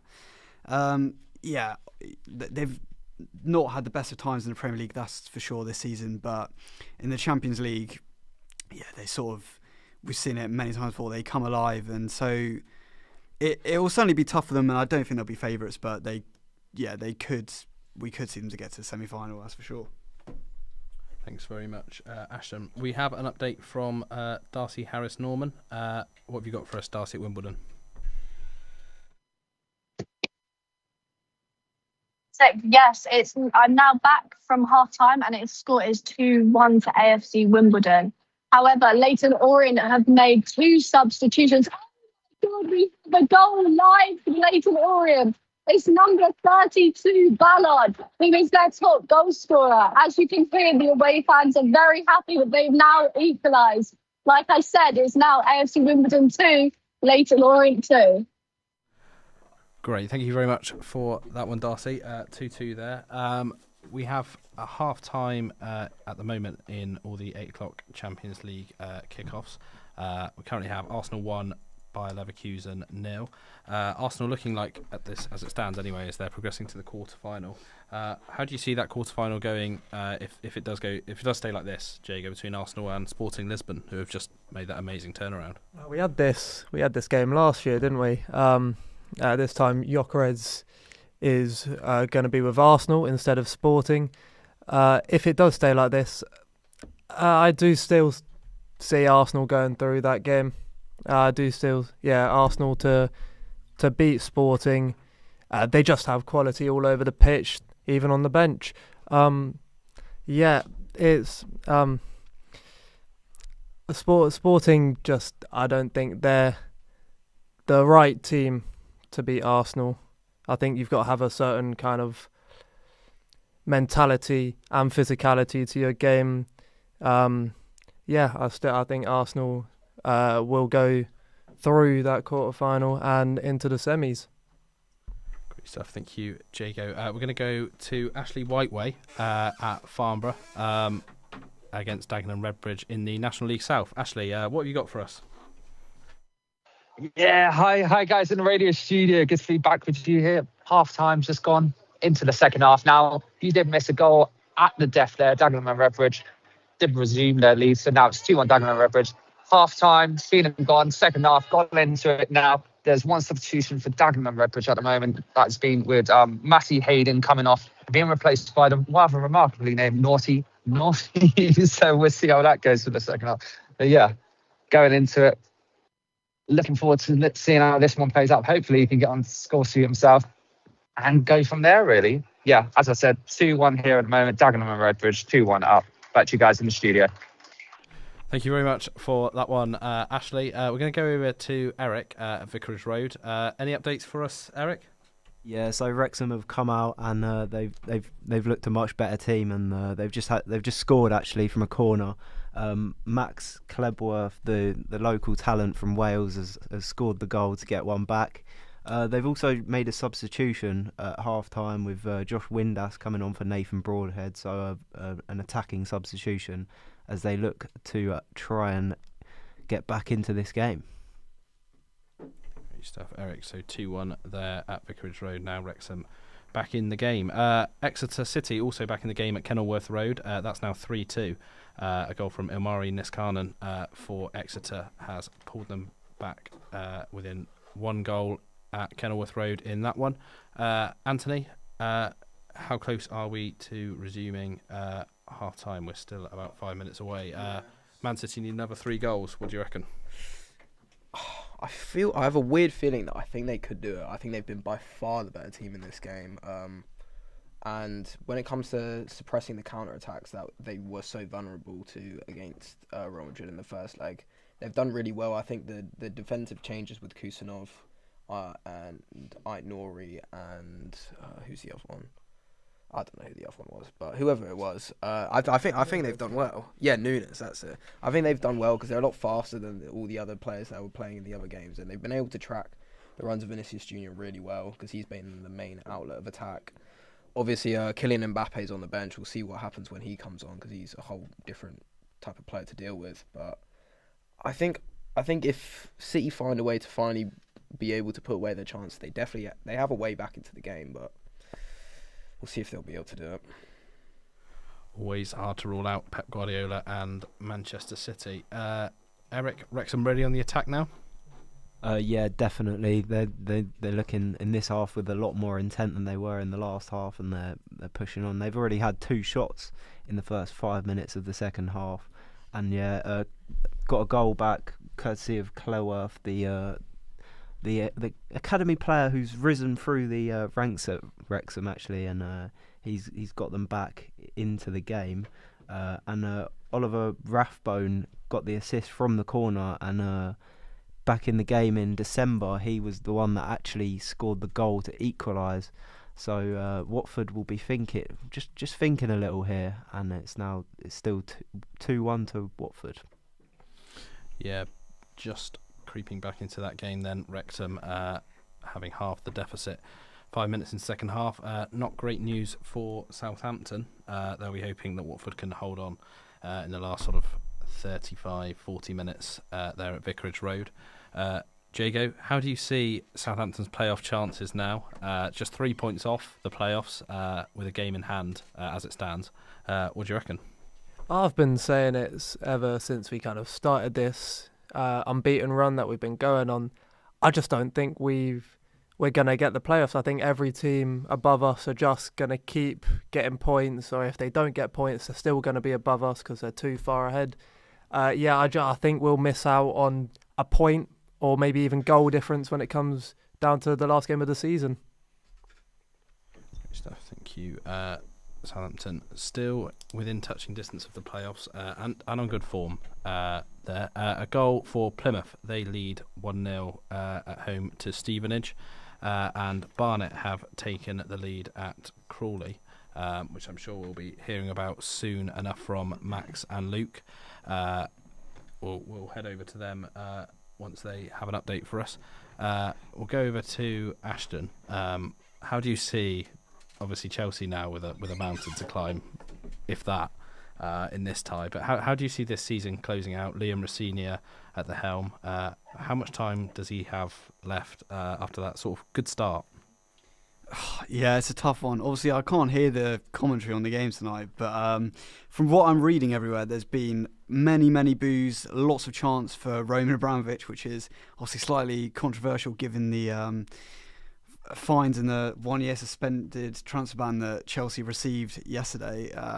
Look, Liam Rosenior, there's a lot of talk and debate about him, and the whole sort of huddle controversy, which has resumed again tonight following what was a rather bizarre version that we saw on Saturday against Newcastle with referee Paul Tierney getting in the middle of it. There's going to be a big regroup needed here. They want to push on and secure a Champions League spot with, they're 6 points behind Man United, 3 off of Aston Villa. So it's certainly achievable. They still got, obviously, Man United to play at Stamford Bridge, but with the form they're on, this is about to be 3 defeats in a row. It's not looking likely, and I think it's going to be certainly a underwhelming end to the season for them. Thank you very much, Ashton. Goals flying in the National League and League Two. Rochdale have pulled one back. They are now within a goal of Southend United, 3-2 there.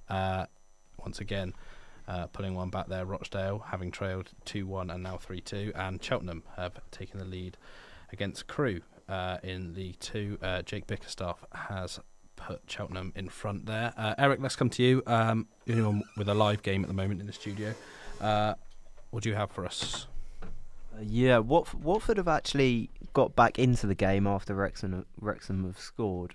But I'm just going to talk a little bit about Southampton's chances of getting playoffs, actually, because I think they have a very strong chance of getting playoffs. They haven't actually lost a game since the 17th of January, where they lost to Hull.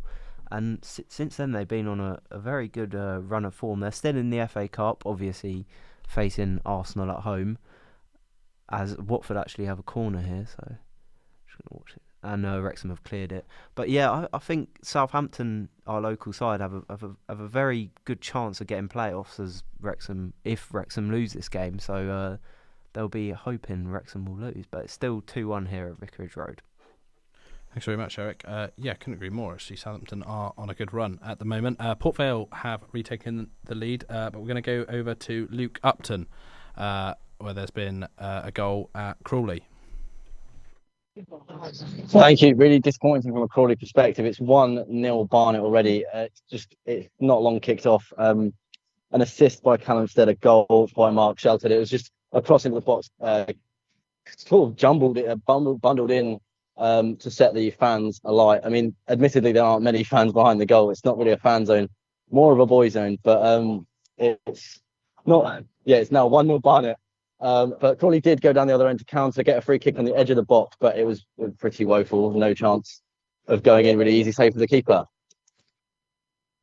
Thanks very much for that one, Luke. We're going to go to Marcus Manfield at Maidenhead. What have you got for us, Marcus?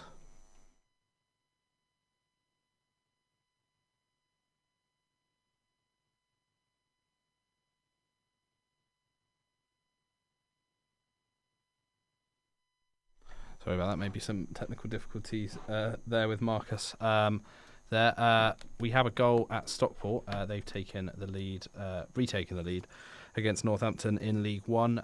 Kyle Wotton has put them back in front. Goals flying in everywhere at the moment. We're going to try Marcus again in a couple of minutes. But Jago, we'll go to the Emirates first, where you are. What have you got for us? Has the second half kicked off yet? Yeah, it has kicked off. We've had a bit of a controversial decision from my point of view. It's Eze standing on Palacios, not Palacios standing on Eze, but the referee has seen that the Leverkusen man has impeded Eze just as they're about to start on a counter. So yeah, Palacios received a yellow card, but I kind of disagree with that one. I've seen it go the other way. No worries. For Marcus, we're going to try him again soon, but we're going to go over to Riven and Jake at Kettering Town against AFC Sudbury. What have you got for us, guys? Yeah, it's 3-0 to Kettering Town now here at Latimer Park, and it's another goal for the home side. Ismail Fataggio playing through Kyle Williams, who drilled it into the far right-hand corner. Thankfully, I got my chips finished. That was my half-time eating display. What are your thoughts on the game so far out of coming out of half-time, Jake? Yeah, just another classic example of Kettering running forward really down the left-hand side. Yeah, we just played straight back inside to number 17. He ran forward, slotted in Kai. Good finish from here, I think. Fataggio played him through, and Kettering really looking top of the 3-0 Kettering. So I think we lost Jake and Riven there, possibly. We're going to try Ben Growden at Chesham against AFC Totton. I think he has a goal there in the National League South. We'll see if he's available for us. I'm not sure he is. No worries. Anthony, has the second half kicked off at the Etihad, or we'll go to you instead? It's about to get kicked off now, as I think Real Madrid is substituting Courtois off and bringing on Lunin. I'm not sure why. I don't think Courtois was injured. But yeah, Lunin's come on for Courtois, as well as Gayhe's come on for Ake, I think it was. No, I think Gayhe came on for Diaz, as well, as they're about to kick off now. So, yeah. Well, thanks for that one, Anthony. We've got updates from all around the country. We're going to try Ben Growden now at Chesham versus AFC Totton. Yes, Isaac, there has finally been a goal here to break the deadlock at the Meadow. It did come to the home side. Some brilliant build-up play, really. I mean, they've been knocking on the door ever since that ref blew the whistle to start the second half. There is number 28 down now, Jacob Towns, but yeah, about the goal. Giorgio Rasulo has the ball, edge of the box. Didn't have too much space, but he smashed it from 20 yards out at least, straight into the left corner. Goalkeeper Ryan Gosley for FC Tottenham had no chance. So the score now is Chesham 1, FC Tottenham 0. Lovely stuff, Ben. Thanks for that update. We're going to go over to Toby Dickinson, who was at Brackley against Solihull. Toby, what do you have for us? There's been a goal for the away side. Solihull Moors have scored. It's 1-0 to the away side. It was a brilliant goal as well. Isaac Moore picked up the ball in midfield after winning it back from Brackley and just pole drived it into the bottom right-hand corner past the goalkeeper. There was no stopping it. It was unbelievable. I think last time I spoke to you, I said that Brackley were on top, which they were, but it's just swung the other way with this goal. And it's looking ever so likely that Solihull are going to pick up a first win in 7 games. Back to you in the studio. Brackley 0, Solihull 1. Thanks very much for that update, Toby. Eric, obviously Wrexham pulling one back there. We're going to come to you in a minute, but we'll go over to Darcy Harris-Norman for a goal at Wimbledon against Leyton Orient. Thank you. Leyton Orient have just scored, making it Leyton Orient 3, AFC Wimbledon 2. It come from James Morris, who right-footed shot from the centre of the box to the bottom left-hand corner. It's now, like I said, the Leyton Orient is up for the second time since they were only 15 minutes into the game, but Wimbledon have been ahead. They are now in right momentum, and Wimbledon are really struggling to get through in that final third of their attacking end. They're pressurising and keeping pushing, but at the moment, Leyton Orient fans are celebrating that they're back up and in the game. And like I said, Leyton Orient 3, AFC Wimbledon 2. Thank you very much, Darcy. So, Eric, we'll go over to you now. Still Watford 2, Wrexham 1? Yeah, it's still 2-1 here. It's surprisingly not. There's not been many efforts from Wrexham after getting the goal back, and it's been all Watford again, really. With them having a shot a minute ago, which was saved quite well by the Wrexham keeper. But yeah, I'd expect a bigger performance from Wrexham, all things considering they just got a goal back. But yeah, it's still 2-1 here at Vicarage Road. Thanks very much, Eric, for that one. Second half underway. Ashton, is it 4-2 Chelsea yet? 5-2 Chelsea? Are they flying now and right back in it? Unfortunately for the home crowd, no, it isn't. It remains 2-0 here. It's 7-2 on aggregate.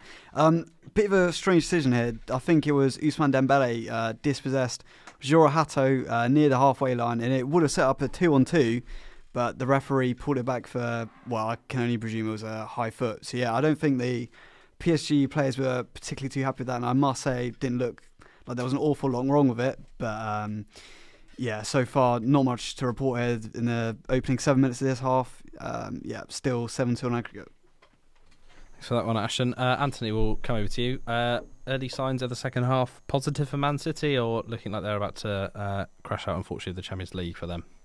So yeah, City seem to have continued the momentum they had in the first half. So the substitutions actually were Guéhi on for Ake, as well as Guéhi on for Diaz and Ake on for Reinders. So they've moved to 3 at the back with Ait Nouri, Ait Nouri and Nunes both moving up into fullback. So they've gone for a much more attacking formation, trying to obviously go for the game here as they need 3 goals, but. They need a goal very, very soon if they want any chance of going through to the next round, as Haaland has a shot on target that's been saved and turned around for a corner. So it's still Man City 1, Real Madrid 1. Thanks very much, Anthony. Some technical issues, unfortunately, for Marcus. I'm sure we will hear from him soon. But we'll go over to Ashley Whiteway at Farnborough versus Dagenham and Redbridge. Ashley, what have you got for us? Yeah, cheers, guys, in the radio studio at the moment. Oh, it looks like there was going to be a goal. I do need to bring you a goal, actually. At the moment, Dagenham and Redbridge have found the third. With the substitutes, Amadi Ote coming on off the bench. He coolly dispatches in the area, basically goes through, finds himself in Lakers' space inside the box, and he does the rest, coolly finishes it off to get a 2-goal lead. Unfortunately, from Farnborough's perspective, they did look like they were promising a lot at half-time. Well, just before half-time, even they might get something out of this. But as it remains at the moment, it looks like it might be the visitors who come away with all 3 points here today. So, as I said before, Dagenham and Redbridge 3, Farnborough 1. Back to you guys in the studio. Thanks very much for that one, Ashley.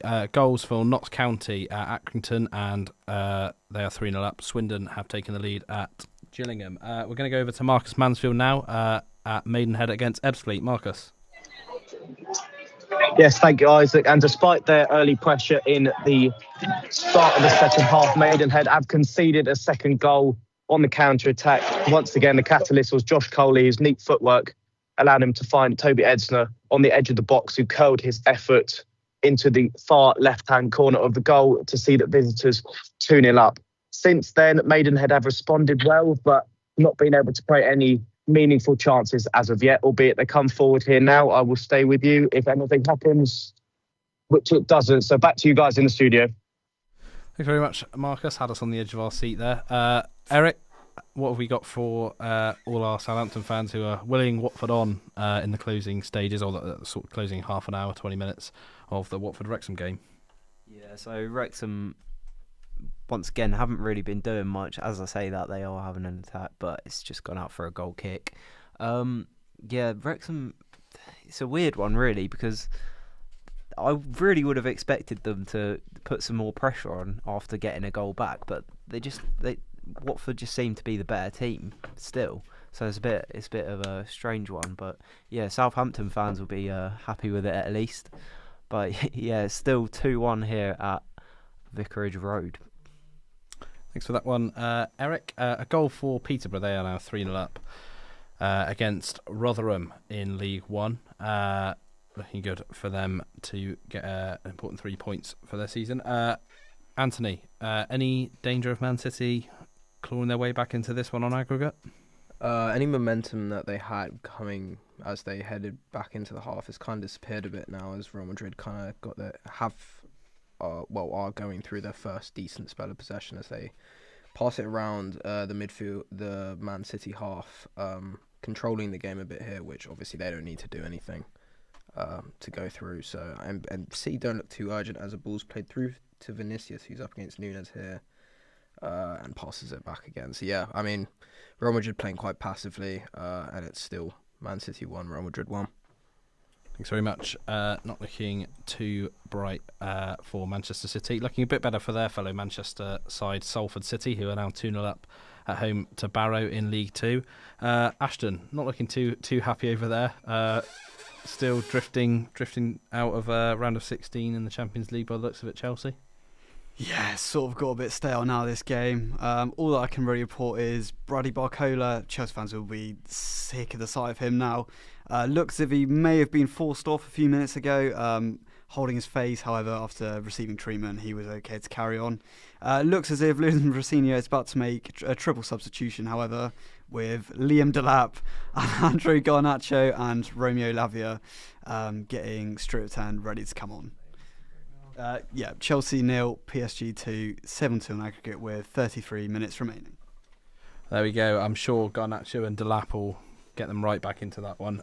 James McLean, have you got anything for us at the Memorial Stadium? Bristol Rovers against Shrewsbury? Thank you, Isaac. There's been a couple of chances so far. Bristol Rovers went close with Yuri at Cambridge. I'm just watching goal here. No, that just missed. Bristol Rovers just came very close. It sent Matthew Fox diving to his left-sided post. But what I was going to tell you about is that George Lloyd is still causing issues for this Bristol Rovers defence. He was pulled down twice, and one of them he sent straight directly into the box. One of his crosses, he got one in eventually. Bradley Young tried to punch it, he missed. Then Will Boyle and Tom Anderson for Shrewsbury tried their luck. Neither of them found the goal, and it still remains 0-0 at the Memorial Stadium. Back here in the studio. Thanks very much for that one, James. Bradford have equalised against Mansfield. They're in League One. We have Tyreek Wright has found the bottom corner for Bradford to level that one there, and Blackpool have levelled it against Port Vale. That one is 2-2. Jago, Arsenal closing in on a quarter-final, but still under a bit of pressure here from Bayer Leverkusen. It is Bayer Leverkusen making their first two substitutions. It's Poku and Terrier off, and Colbreth and Malik Tillman on. Nothing's really happened since I last spoke to you. It's been a pretty boring game. It's just been turnovers in possession. Arsenal still do look the stronger team, but Leverkusen are by no means out of this one yet.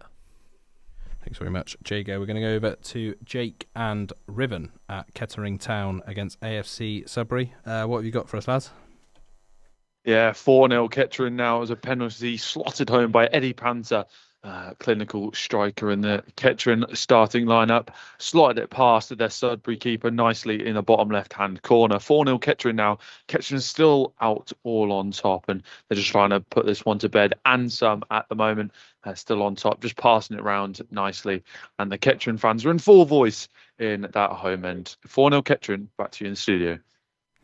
Yeah, thanks very much. Looking good there for Kettering Town, 4-0 up against AFC Sudbury in the Southern League Premier Central. I'm sure we should have an update sooner rather than later from Darcy Harris Norman. Ashton, we'll go to you. Chelsea still struggling at the bridge. Well, they're on the attack here. Big chance. Pedro Neto with the ball into the box. Oh, Liam Delap got his foot to it. Saved by Samanov. Low cross. Liam Delap with a darting run across the face of the 6-yard box.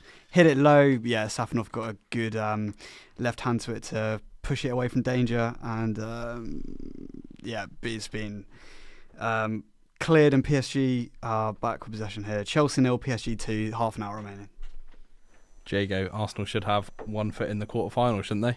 Yeah, it was Gyökeres, not in the box. He was the winger in this one, and it was Nkapie, the left-back, who was within the 5-yard box. Here is Gyökeres again, takes it past one, shoots, deflected wide. It was Gyökeres crossed it into the 5-yard box, and it was brilliant defending. Nkapie was unlucky not to get a toe on the end of that, and it's remained Bayer Leverkusen 0 and Arsenal 1. Thanks very much, Jago. Arsenal still leading there, but missing a huge chance to double that advantage. Oldham have taken now a 3-goal lead at Chesterfield. That is 3-0 to Oldham in League 2. Kane Drummond has wrapped that one up by the looks of it for Oldham, and Bromley have taken a 1-0 lead in the 88th minute at Newport. But we do have a goal, I believe, at Stamford Bridge for Ashton Cox. I'm not sure if you remember what I mentioned earlier about unwanted history in the making potentially for Chelsea here tonight. Well, they're currently set to level that. 8-2 down. Of course, their heaviest previous Champions League defeat was 7-1 back in 2020. I was describing the Chelsea attack, and PSG go down the other end. Kvaratskhelia on the left-hand side, cuts inside Chalobah, passes the ball into I think it's João Neves. Caicedo Andre Santos initially intercepts it, but it falls to Mayulu on the edge of the box, who smashes it with his left-hand side, with his left foot, straight into the far corner of the goal. Now Chelsea 0, PSG 3. And we have another goal in London, Arsenal and Bayer Leverkusen. Jago. Yeah, it's 2-0 Arsenal. He's always here for a big knockout round in Champions League. It's Declan Rice. Arsenal should just always shoot from outside the box now. They've had 2 from a similar range today. It's Leverkusen unable to clear their lines well, only gets it 40 yards up the field before Declan Rice takes it just inside the D and slots it into the bottom right-hand corner. 2-0 Arsenal. Yeah, lovely goal there from Declan Rice. Arsenal with 1 foot now in the quarterfinals. Peterborough have wrapped that one up 4-0 against Rotherham now with a penalty. Nervy end for Salford City. Barrow have pulled one back there. Brackley have levelled against Solihull, so I'm sure we'll be hearing from Toby soon. But we have a goal with Darcy Harris-Norman at Wimbledon. Darcy? Thank you, Isaac. Yes, it's now a Leighton Orient 4, AFC Wimbledon 2. I'm just waiting as Leighton Orient have got a free kick. Oh, and saved by the goalkeeper. So like I said, it was 4-2 now here at the stadium. It comes from when Bakerson was outside the box and he was told by the away fans to shoot, and that he did. However, it was deflected by the goalkeeper, but straight into Tom Ballard's feet, and he has got his hat-trick. Oh, now though, Ballard is back on the attack. This is showing how much Leighton Orient have got possession, and it goes wide once again. Like I said, Leighton Orient are definitely on the upper foot right now, and AFC Wimbledon are really showing gaps in their defence. However, they have made a substitution, and what the club like to call Super Matty Stevens is hoping he can get another 2 goals to get AFC Wimbledon back into the game. Like I said, Leighton Orient 4, AFC Wimbledon 2. Back to you in the studio. Thank you very much, Darcy. Wycombe Wanderers have taken a lead at League One leaders Cardiff there. That is 1-0 in the 79th minute at 10 men Cardiff. Ashley Whiteway has an update for us at Farnborough. Ashley? Cheers, guys. Cheers, Isaac. You wanted goals. I've given you goals. It's 3-2 at the moment. So basically what's happened here, Wesley Fonduk has gone in, just dribbled and dribbled and dribbled. And from there, he's basically just taken the whole team on. Farnborough have a second goal here, and they really are pushing for that equaliser now. At the moment, both teams, I'm trying to see what they can do. But perspective at the moment, Wesley Farnborough has just come in, slotted it, far right corner, bottom corner. You can't do anything about it, and it's an easy finish. And all checks and purposes, like Farnborough are going to be gunning, all blazing for this goal to try and level up. Would it be able to level up? I guess we'll find out a bit later on, lads. Back to you in the studio. Thanks very much, Ashley. So they are back in that one. Farnborough, I said we'd have an update from Toby Dickinson. I think we do. Toby? Thank you, Isaac. It's unbelievable here. So much has happened since I last spoke to you. It's Brackley Town 1, Solihull Moors 1. Matty Lowe, number 11 for Brackley, scored in the 75th minute. There was a header back across the box after a corner, and he headed it back down across the goalkeeper into the back of the net. 1-1. As well as that, there's also been a red card in the game. Tavon Campbell for Brackley, before the goal, got sent off for quite a horrible challenge on the Solihull Moors player. But it didn't matter in the end, as Matty Lowe has equalised for the home side. And this could be their first win in a very, very long time. Brackley Town 1, Solihull Moors 1. Thank you very much, Toby. We're going to go over to Marcus Mansfield as well at Maidenhead. What have you got for us, Marcus? Thank you, Isaac. Well, despite the Magpies' chances here in the second half, since going 2-0 down, it was the Fleet who have scored a third. They were attacking down the left-hand side. I couldn't quite see who had the ball, but they were fouled in the penalty area, and the referee immediately pointed to the spot. Kwesi Appiah stepped up to take the penalty and smash the ball into the roof of net to put the Kent side 3 to the good as the game here heads towards its conclusion in the 84th minute. It's currently Maidenhead United 0, Ebbsfleet United 3. Back to you guys in the studio. Thanks very much, Marcus. Notts County have taken now a 4-goal lead at Accrington. That is 4-0 to Notts County. And Blackpool have taken the lead against Port Vale for the first time tonight, now 3-2 up in the 81st minute. We're going to go over to Jake Pearce at Kettering Town with Riven Corbett. Yeah, it's 5-0 now to Kettering Town, and they're really running away with it, aren't they, Jake? I mean, a good goal there from Nathan Jesse, just his second of the season. And what have your thoughts of this second half, and do you think Kettering get any more? I mean, the way it's going, I think there's going to be a goal any minute soon, to be fair. Just came off the bench, and he's got himself a goal straight away. And I think if anyone else is on that bench, they're looking to get themselves on the pitch and maybe add to their tally this season, because this AFC Sidbury defence is just completely wide open, and they're just letting Kettering pop as many shots as they want at the moment. Yeah, the Kettering home fans really enjoy themselves now on this Tuesday evening. Not too hot, not too cold, just right temperature-wise, and it's just going just right on that pitch at the moment. That's 5-0. Thanks very much. It sounds a much nicer temperature than it is in this radio studio. We're all really sweating. Harvey Gehring has got a couple of goals for us. Well, you may be absolutely sweating there in the radio studio, but it is cold here in Wimborne, I must admit. Me in heaven here, shivering.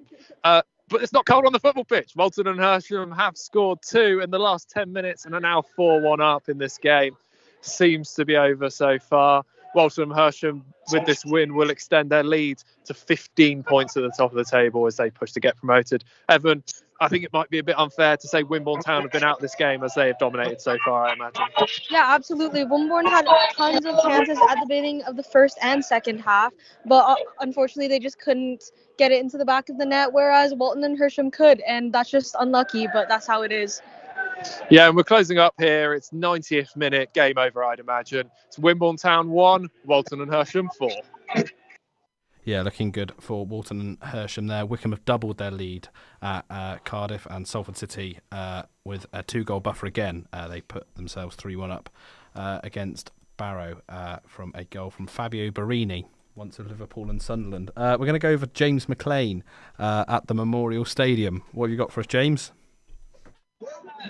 Finally, I've got a goal for you, Isaac. It's come to Bristol Rovers. It's looking like Shrewsbury's run of failing to beat Bristol Rovers will extend to 6. There's a bit of an argument going on the pitch right now between Tommy McDermott and I can't quite see who the Bristol Rovers player is, but the goal came from the right side of the pitch. It was sent over the top. There was a number of players in the box involved in that. No one for Shrewsbury could clear it. It was apologies. It was Tommy Lee who got the final touch. There was a player on the line, but he couldn't stop it. And Matthew Cox went to dive to his left. He couldn't stop it either. It went in the back of the net, smacked the net, and it's gone to Bristol Rovers 1, Shrewsbury Town 0. Back to the studio. Thanks very much, James. Sounds like, massively against the run of play there. A goal for Bristol Rovers. Jago, have we got an update for us at the Emirates? Yeah. Havertz has scored against his former club, but he hasn't because it was disallowed for for handball directly in off his arm, clear as day, pulling the defender's shirt. Goal disallowed for Arsenal, so it stays 2-0 on the night, 3-1 on aggregate. Thanks very much, Jago. We're going to go over to Ben Growden at Chesham against AFC Tottenham. Do you have a goal for us, Ben? Not quite a goal line, so it is still 1-0 here at the Meadow with just over 5 minutes to go in regulation. But there has actually just been a sending off for the hosts. Ever since that opening goal, the game has seriously started to open up for the visiting Stags. And it was Connor Stevens. It was a bit of a scrap. They've had a couple of fights in this game now. It was a proper scrap, went off about 2 minutes, and eventually Connor Roberts did just struggle off the pitch. Hosts are down to 10. Tottenham are starting to find some more chances, but as I say, it's still 1-0 here at Meadow. Thanks very much for that one, Ben. Darcy, last time we came to you, Wickham were closing in on a 4-2 defeat. Any update for us? Are they getting back into the game now? Oh, Isaac, yes, the score remains AFC Wimbledon 2, Leyton Orient 4. However, the hat-trick hero Ballard has now come off in the 83rd minute, which did look like some discomfort to his leg. However, he was given a standing ovation by his fans as he's now put them comfortably. And like they said, they are feeling very confident as they're chanting that they will not be relegated and they are staying up in what they think. This win will take them to 15th, which they'll move to 16th, sorry, which is and only be 2 places behind AFC Wimbledon with 45 points. There's been 8,275 fans here today, but AFC Wimbledon are starting to lose quite a lot of those fans as they are starting to give off. We're currently in the 85th minute and the fans are starting to leave, considering that they are losing by 2 goals. Like I said, the score remains AFC Wimbledon 2, Leyton Orient 4. Yeah, thanks very much for that one, Darcy. Leyton Orient closing in on a win that will put them pretty comfortably above that relegation zone, thanks to a brilliant hat-trick from Dom Ballard. Anthony, we haven't come to you for a while. Any chance that Man City get back into this one, or are they closing in on a pretty obvious defeat here? I mean, I think coming into the second half, they had quite a bit of momentum. They were playing well in the first about 10-15 minutes, and then Pep Guardiola decided to sub off Erling Haaland, as well as Mateus Nunes, and bring on Semenyo, as well as Marmoush, and since then momentum hasn't really been on their side. It's been a pretty even game, pretty dry game, not a lot has happened. Brahim Diaz has now come off for Kylian Mbappe, who makes his return from injury, and within seconds Mbappe has a shot just outside the box that is just goes wide of the post. But as of right now, it's looking very, very unlikely that City have any chance of going through to the next round, as it remains Man City 1, Real Madrid 1. Yeah, still a 3-goal deficit there for Manchester City then. Swindon Town have doubled their lead at Gillingham. Crawley have equalised in the 89th minute against Barnet. That's now 1-1. We're going to go over to Luke Upton for an update there. Oh my word. Scenes here. Crawley converted a penalty. I've literally just finished writing about how Orsi can't score at all. And then he goes and converts a penalty. It's a quality penalty, bottom right-hand side corner. Crawley have done well to work it. It was a lot of tight play in the middle of the box. Just completely chopped down by a Barnet defender. I can't remember who. So much has happened. Just after the goal, there's a massive altercation between everyone on both sides. There's been 7 minutes in additional time here. It's now 1-1 going into those 7 minutes. It's manic. I don't even know if you can hear me. It's so loud. Thank you. Thanks very much, Luke. Could hear you loud and clear, luckily there. Cheltenham have been pegged back. They've conceded an 85th minute equaliser to Crewe as well. Eric, there'll be Southampton fans tuning in. Can Wrexham get an equaliser and disappoint a few Saints fans, or is this looking like a Watford win now? Well, there's 3 minutes left, and the game is starting to open up massively, with Wrexham obviously pushing for a late winner, which they actually did back in December. So it's starting to look a bit deja vu for Watford fans, you could say. But there's been some substitutes. Obviously, you'd expect Watford have gone very defensive, and they've subbed on quite a few defensive players due to some fatigue. And Wrexham have actually subbed on quite a few attackers, obviously going for the equaliser. But yeah, it's still 2-1 here at Vicarage Road. Yeah, looking good there for Watford then in the closing stages. Reading have scored a big goal at Burton Albion to go 2-1 up. We're going to go across to the Isle of Wight though. Alfie Faulkner.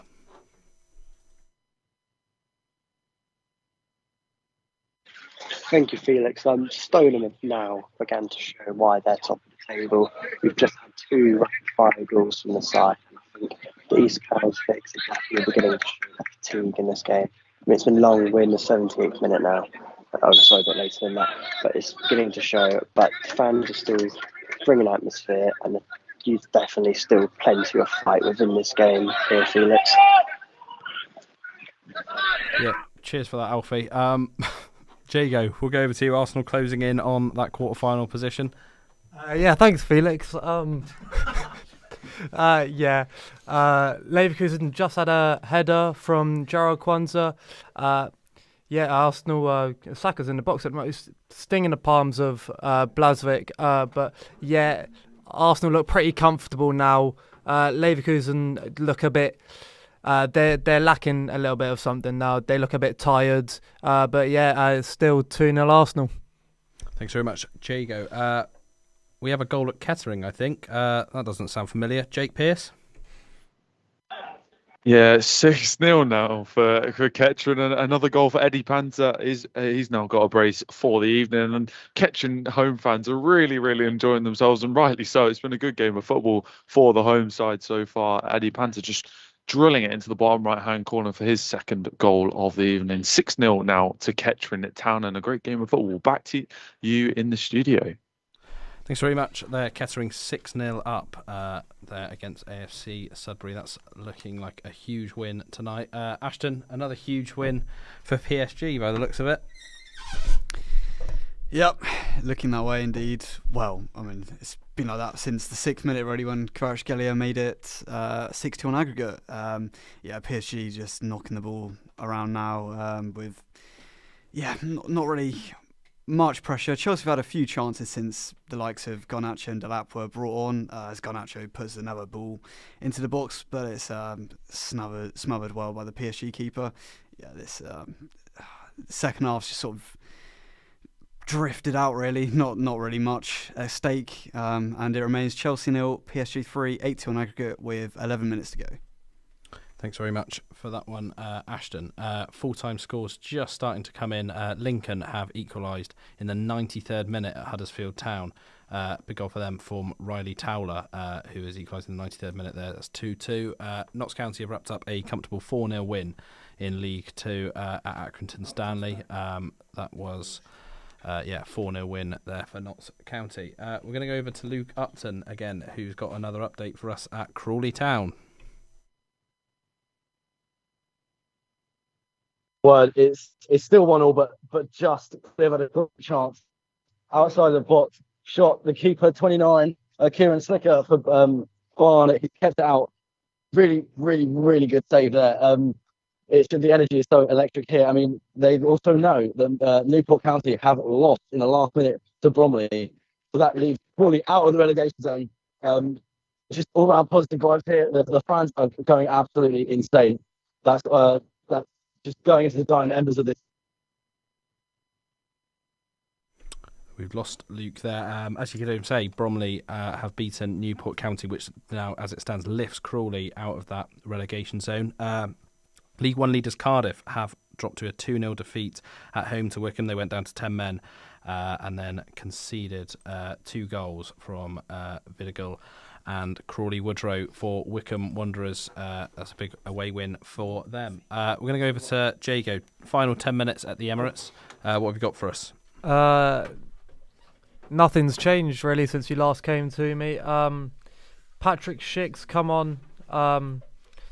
He's looking to make it. He might make it Patrick Schick's Day, or St. Patrick Schick's Day, something like that. But no, it's Leverkusen look like they're bowing out in the round of 16. Yeah, we'll move on swiftly from that. Grimsby have taken a 96th minute lead against Fleetwood. That's 1-0 to Grimsby there. Jays Cabia has scored in the 96th minute. That was actually pretty much the last kick of the game there, as Grimsby take a 1-0 win against Fleetwood at home. Harrogate Town, comfortable 3-0 win at Tranmere Rovers. All 3 goals coming in the first half there. And Walsall against Cambridge United has ended 0-0 in League 2. We're going to go over to Ben Growden for an update. He is at Chesham against AFC Tottenham. Yes, Isaac, thank you for that. There has finally been a goal here for Tottenham. It is now Chesham United 1, AFC Tottenham 1, 92nd minute. I said the goal was coming for the visitors after that sending off a few moments ago, and it did. The ball came in from the right-hand side, headed down for Ashley Clark, who slotted it home. It was a bit of a scrappy goal, but Tottenham will not care whatsoever. They found their equaliser. It is Chesham United 1, AFC Tottenham 1. Yeah, big equaliser there for AFC Tottenham. We're going to go over to Anthony. Someone's had the ball in the back of the net, Anthony. Yeah, so City with all the momentum in the 77th minute had a chance with Cherky, who's been their best player tonight, either him or Doku, as he's drifted out on the right, taken on his man and cut back and crossed the ball straight into the box. And Ait Nouri's there at the back post and heads it just past the Real Madrid goalkeeper, but is offside by quite a fair amount. City have now made all their substitutions as well, put all their cards on the table, but it looks like Pep Guardiola's side might be heading out the Champions League this year. It's Man City 1, Real Madrid 1. Thanks very much, Anthony. Full-time scores coming in: Bradford 1, Mansfield 1, Plymouth beating Stevenage 1-0. Salford City 3, Barrow 1, and Southend 3, Rochdale 2. We're going to go over to Harvey, Gering and Sam at Wimborne Town. Well, it's full-time here in Wimborne, and it's 4-1 to Walton and Hersham. The league leaders strike again. Now, Wimborne went out of the game throughout it. There was just a 5-minute spell where Walton and Hersham got ahead with 2 quick goals. The goal scorers today were Dawid Rogowski once again. He's their top goal scorer this season, Walton and Hersham, and he definitely deserves it. Sam, what was your approach on the match, and how did you think it went? Well, yeah, it was just a close game until it wasn't. Was it? It wasn't until the 75th minute, I think, that they made it 3-1. Then 5 minutes later, they make it 4-1. And the goal score was it? It was substitute Jack Wood who got that third and kind of began the end for Wimborne. But you can see when he came on, the Walton faithful was singing, "We've got Wood, we've got Wood," and I can see why they were so excited about it.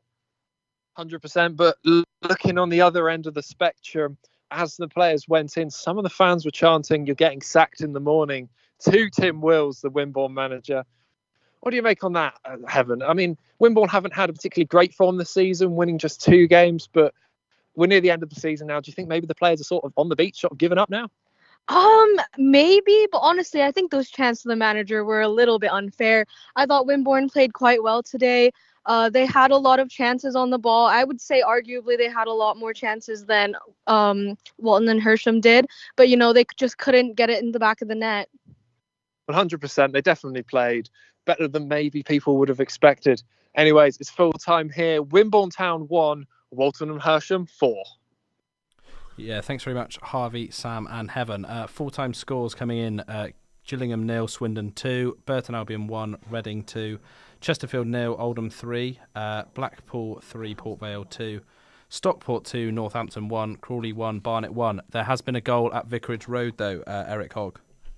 Yeah, the Southampton area will be absolutely buzzing tonight on St Patrick's Day, as Watford have scored a third to win the game 3-1. Well, it looks like they're going to win the game anyway.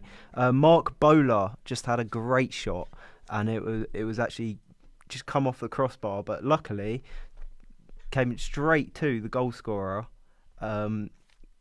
Eduardo Bove, who was also in the right position at the right time, and he's managed to slot it in, and it's now 3-1 here at Vicarage Road, and Watford looking like they're going to seal off the win. Yeah, looking good there for Watford and for Southampton. Big win for them. We're going to go over to Marcus Mansfield at Maidenhead against Ebbsfleet. Marcus?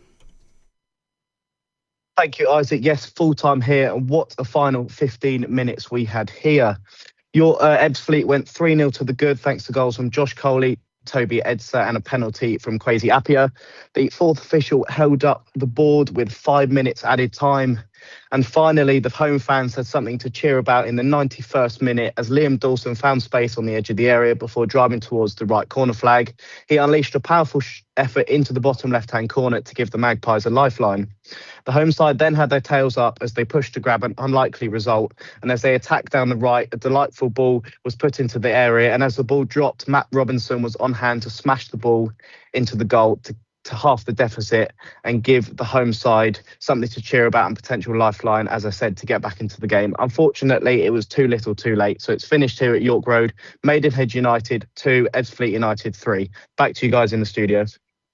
Thanks very much, Marcus. Good win for Ebbsfleet there, 3-2. Darcy Harris-Norman, full-time at Plough Lane. Yes, that is it. Full-time here at Plough Lane. It comes to AFC Wimbledon 2, Leyton Orient 4. As you can hear in the background, the Leyton Orient fans have stayed to give their players a standing ovation. It does look like this has been a very good result for Leyton Orient, as like I said, it does take them to 16th on the table. Also, the game in itself seemed towards the second half very much in Leyton Orient's hand, with them having a lot more opportunities on goal. However, the statistics show that actually Wimbledon had 55% possession, with Leyton Orient only had 44. I know it's very evenly matched, but coming across in the second half, that did not seem to be the case. And both teams had 14 shots, and Leyton Orient only had one more shot on target. This just shows that it was a very evenly matched game. But like I said, the result does not show that, with the result being 4-2. But AFC Wimbledon will be disappointed on this, coming away from 2 defeats in a row. But like I said, the score is AFC Wimbledon 2, Leyton Orient 4. Thank you. Thanks very much, Darcy. Ben Growden, full-time at Chesham against AFC Totton in the National League South. Yes, Isaac, there's been absolute scenes towards the end of the game here. As I mentioned, Totton scored in the 92nd minute, but Tony Lee for Totton in the 97th. One of the last kicks of the game, he received the ball from the right-hand side, struck it between Ben Good's legs in the Cheshire United goal, and Totton scored the winner. They won 2-1. It was a game with quite a few chances in the first half, but there wasn't too much to doubt on. There was 3 chances each I've got down over here, but no proper opening, solid chances until the start of the second half, where Giorgio Rosolu scored 20 yards out to put Chesham into the lead after 60 minutes. Totton then responded straight away really, really well, building momentum, especially with that Cheshire red card with about 10 minutes to go. And then, as I say, the 2 goals they scored at injury time. I mean, I don't really know what to say. The away Stags will be travelling very, very. But that victory for Tottenham puts them now within 3 points off Cheshire. Cheshire missed out on a chance to go within 3 points of Ebbsfleet into the playoffs. Yeah, as I say, full time here at the Meadow. Cheshire United 1, AFC Tottenham 2. Thanks very much, Ben. James McLean, full-time at the Memorial Stadium. Yeah, thank you, Isaac. After 10 minutes of injury time, the final whistle has finally gone. It's gone to Bristol Rovers, the point. It was a right-sided cross converted by Tommy Lee that made the difference. Shrewsbury will be disappointed to have not at least taken a point from that, especially George Lloyd. Their streak of losing to Bristol Rovers has now extended to 6 games. They'll be having crowns on their way back up the M5. So it's remained here. It's finished here at the Memorial Stadium. Bristol Rovers 1, Shrewsbury Town 0. Back to you in the studio. Thanks very much, James. Full-time at Vicarage Road, Eric Hogg. It's been very much cruise control for Watford the whole game, and they've gone on to seal the win. So there won't be any deja vu this time, as they've actually got the winner in the 90 plus 4th minute via Bove. Watford started off well and went into the half-time break with a 2-goal advantage, courtesy of goals from Bola and Kayembe. Wrexham got one back just after half-time via Klebworth, but ever since then, the whole match really, it was just all Watford. So Southampton fans will be very happy with that result going on to their match tomorrow. So it's ended here 3-1 to Watford. Thanks very much, Eric. We've had full-time updates from Alfie Faulkner ready here at across the pond in the Isle of Wight. Alfie, what have you got for us? So across the pond here on the island, as you say, it was a 2-0 win to AFC Stoneham tonight. And I think in that second half, they definitely shown why they were top of the table. The first half was pretty dire, if I'm being honest. I think East Calvicks definitely dominated them. But AFC Stoneham, this is getting very used to matches here on the island in the Velocity League. But they're coming back down for a game against Cal Sport soon. So I think the big question in my mind right now is, are Stoneham kings of the Isle of Wight, Felix? What do you think about that statement? Yeah, we'll go with that. Ashton, full-time at Stamford Bridge? Yeah, well, any hope of a Chelsea second half resurgence really was crushed 6 minutes in as Kavica Kvaratskhelia, in from the start this time after his first leg, second half cameo, really put the tie beyond any doubt. It was a great finish from him. Just 8 minutes later, Bradley Barcola put his side 7-2 up on aggregate. And then the second half, well, there was more action in the stands than the pitch really, as the Chelsea fans all poured out of Stamford Bridge. Mayulu scored his first ever Champions League goal with about half an hour to go.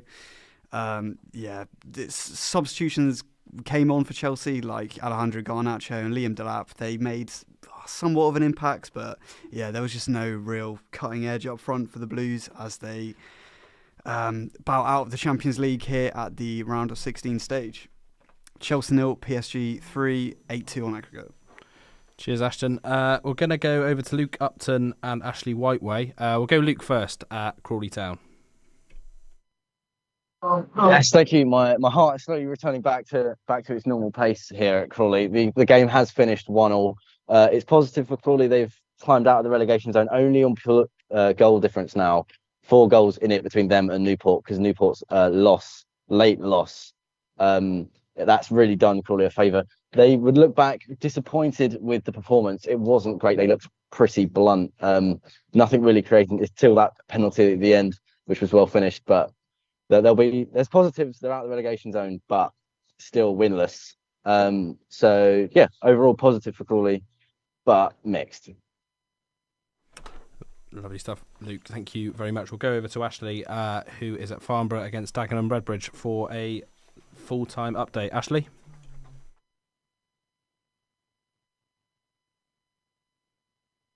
Yeah, thanks guys. Thanks for that. Just coming live to you now from full time here, 671 in attendance here. It was 3-2 score. There was no other updates after that really. It's a bit, it's just a bit worrying, thinking that maybe Farnborough might be able to get the third goal there, but Dagenham Redbridge, for all their credit, they were able to just hold on to it at the end, really just see it out. Really, Wesley Fongbrook's goal in the 74th minute, the last thing of note really, I would say, from that game. It was an entertaining game. The first half was an interesting one. Obviously, we had the 2 penalties in the first half and then died a little bit. And then 48th minute, we came into it again just before half-time, goal with that. And then second half came into it. Nothing really say about it from that second, other than the goals really, but it was an exciting game nonetheless. 5-goal thriller, you would say, even a little bit. But yeah, I've had a fun time here tonight. I don't know about you guys in the studio. I've enjoyed every little bit of it really, coming down here to the ground. But yeah, I'm probably going to sign off now and see you guys later. So full-time result here, Farnborough 2, Dagenham Redbridge 3. Yeah, thanks very much, Ashley. We've had a good time. I think everyone's a bit hot, though. It's boiling in this studio. We're going to go across to Jake Pearce and Riven Corbett at Kettering Town. It was 6-0 last time. I think we've got a full-time update now, Jake. Yeah, I can't say any more goals have gone into that Sudbury net. It ended 6-0 here at Latimer Park, and a good showing from the home side and pushed them up to 9th in the table and 3 points off the playoff positions. What do you think of that one, Jake?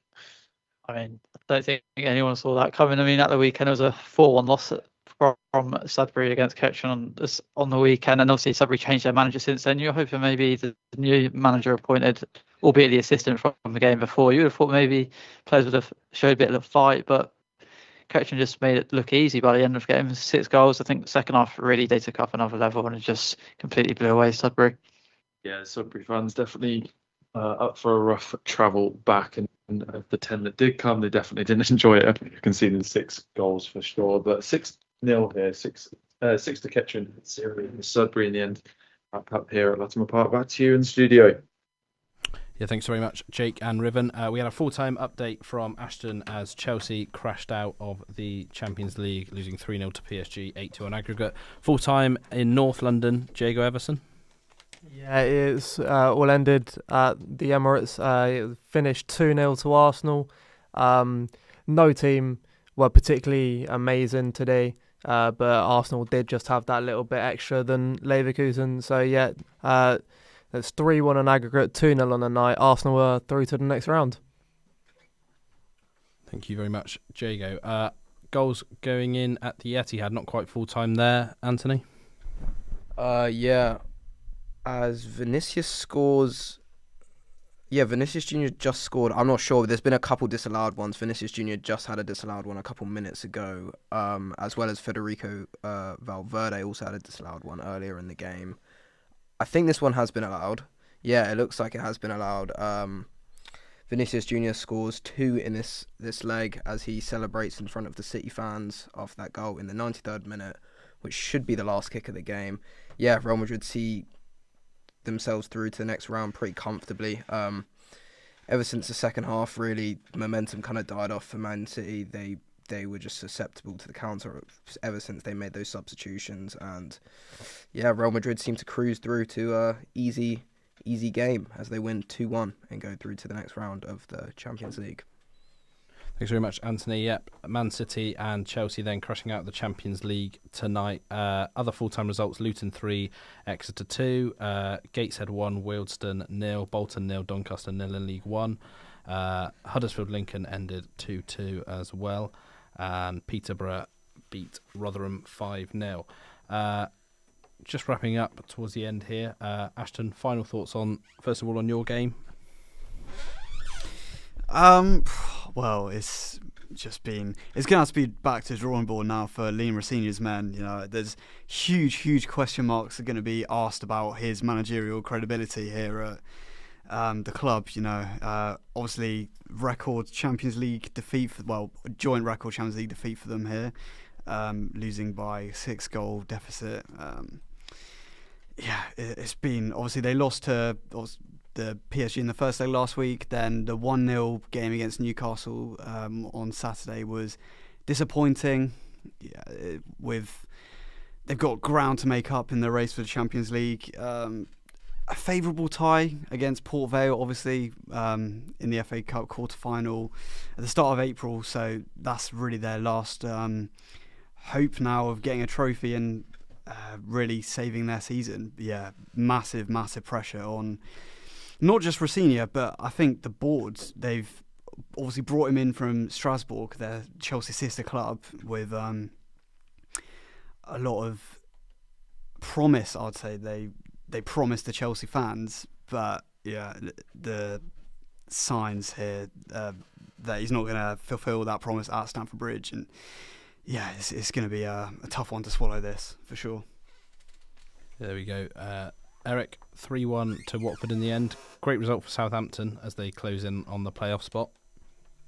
It was 3-1 there, and it's a great result for Watford as well, as they now sit 5 points away from playoffs with 8 games to go. So you could say that they could be definitely a contender for that spot. But yeah, as you said, Southampton will be licking their lips with this opportunity tomorrow night as they face Norwich City at home.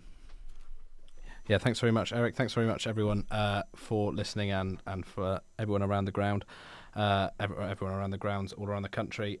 So yeah, Man City and Chelsea crushing out the 2 English clubs, but Arsenal have progressed to a Champions League quarter-final with Sporting Lisbon. That's all we've got time for tonight. You can keep up to date on our website at solentsportsnews.com. Thanks very much for listening.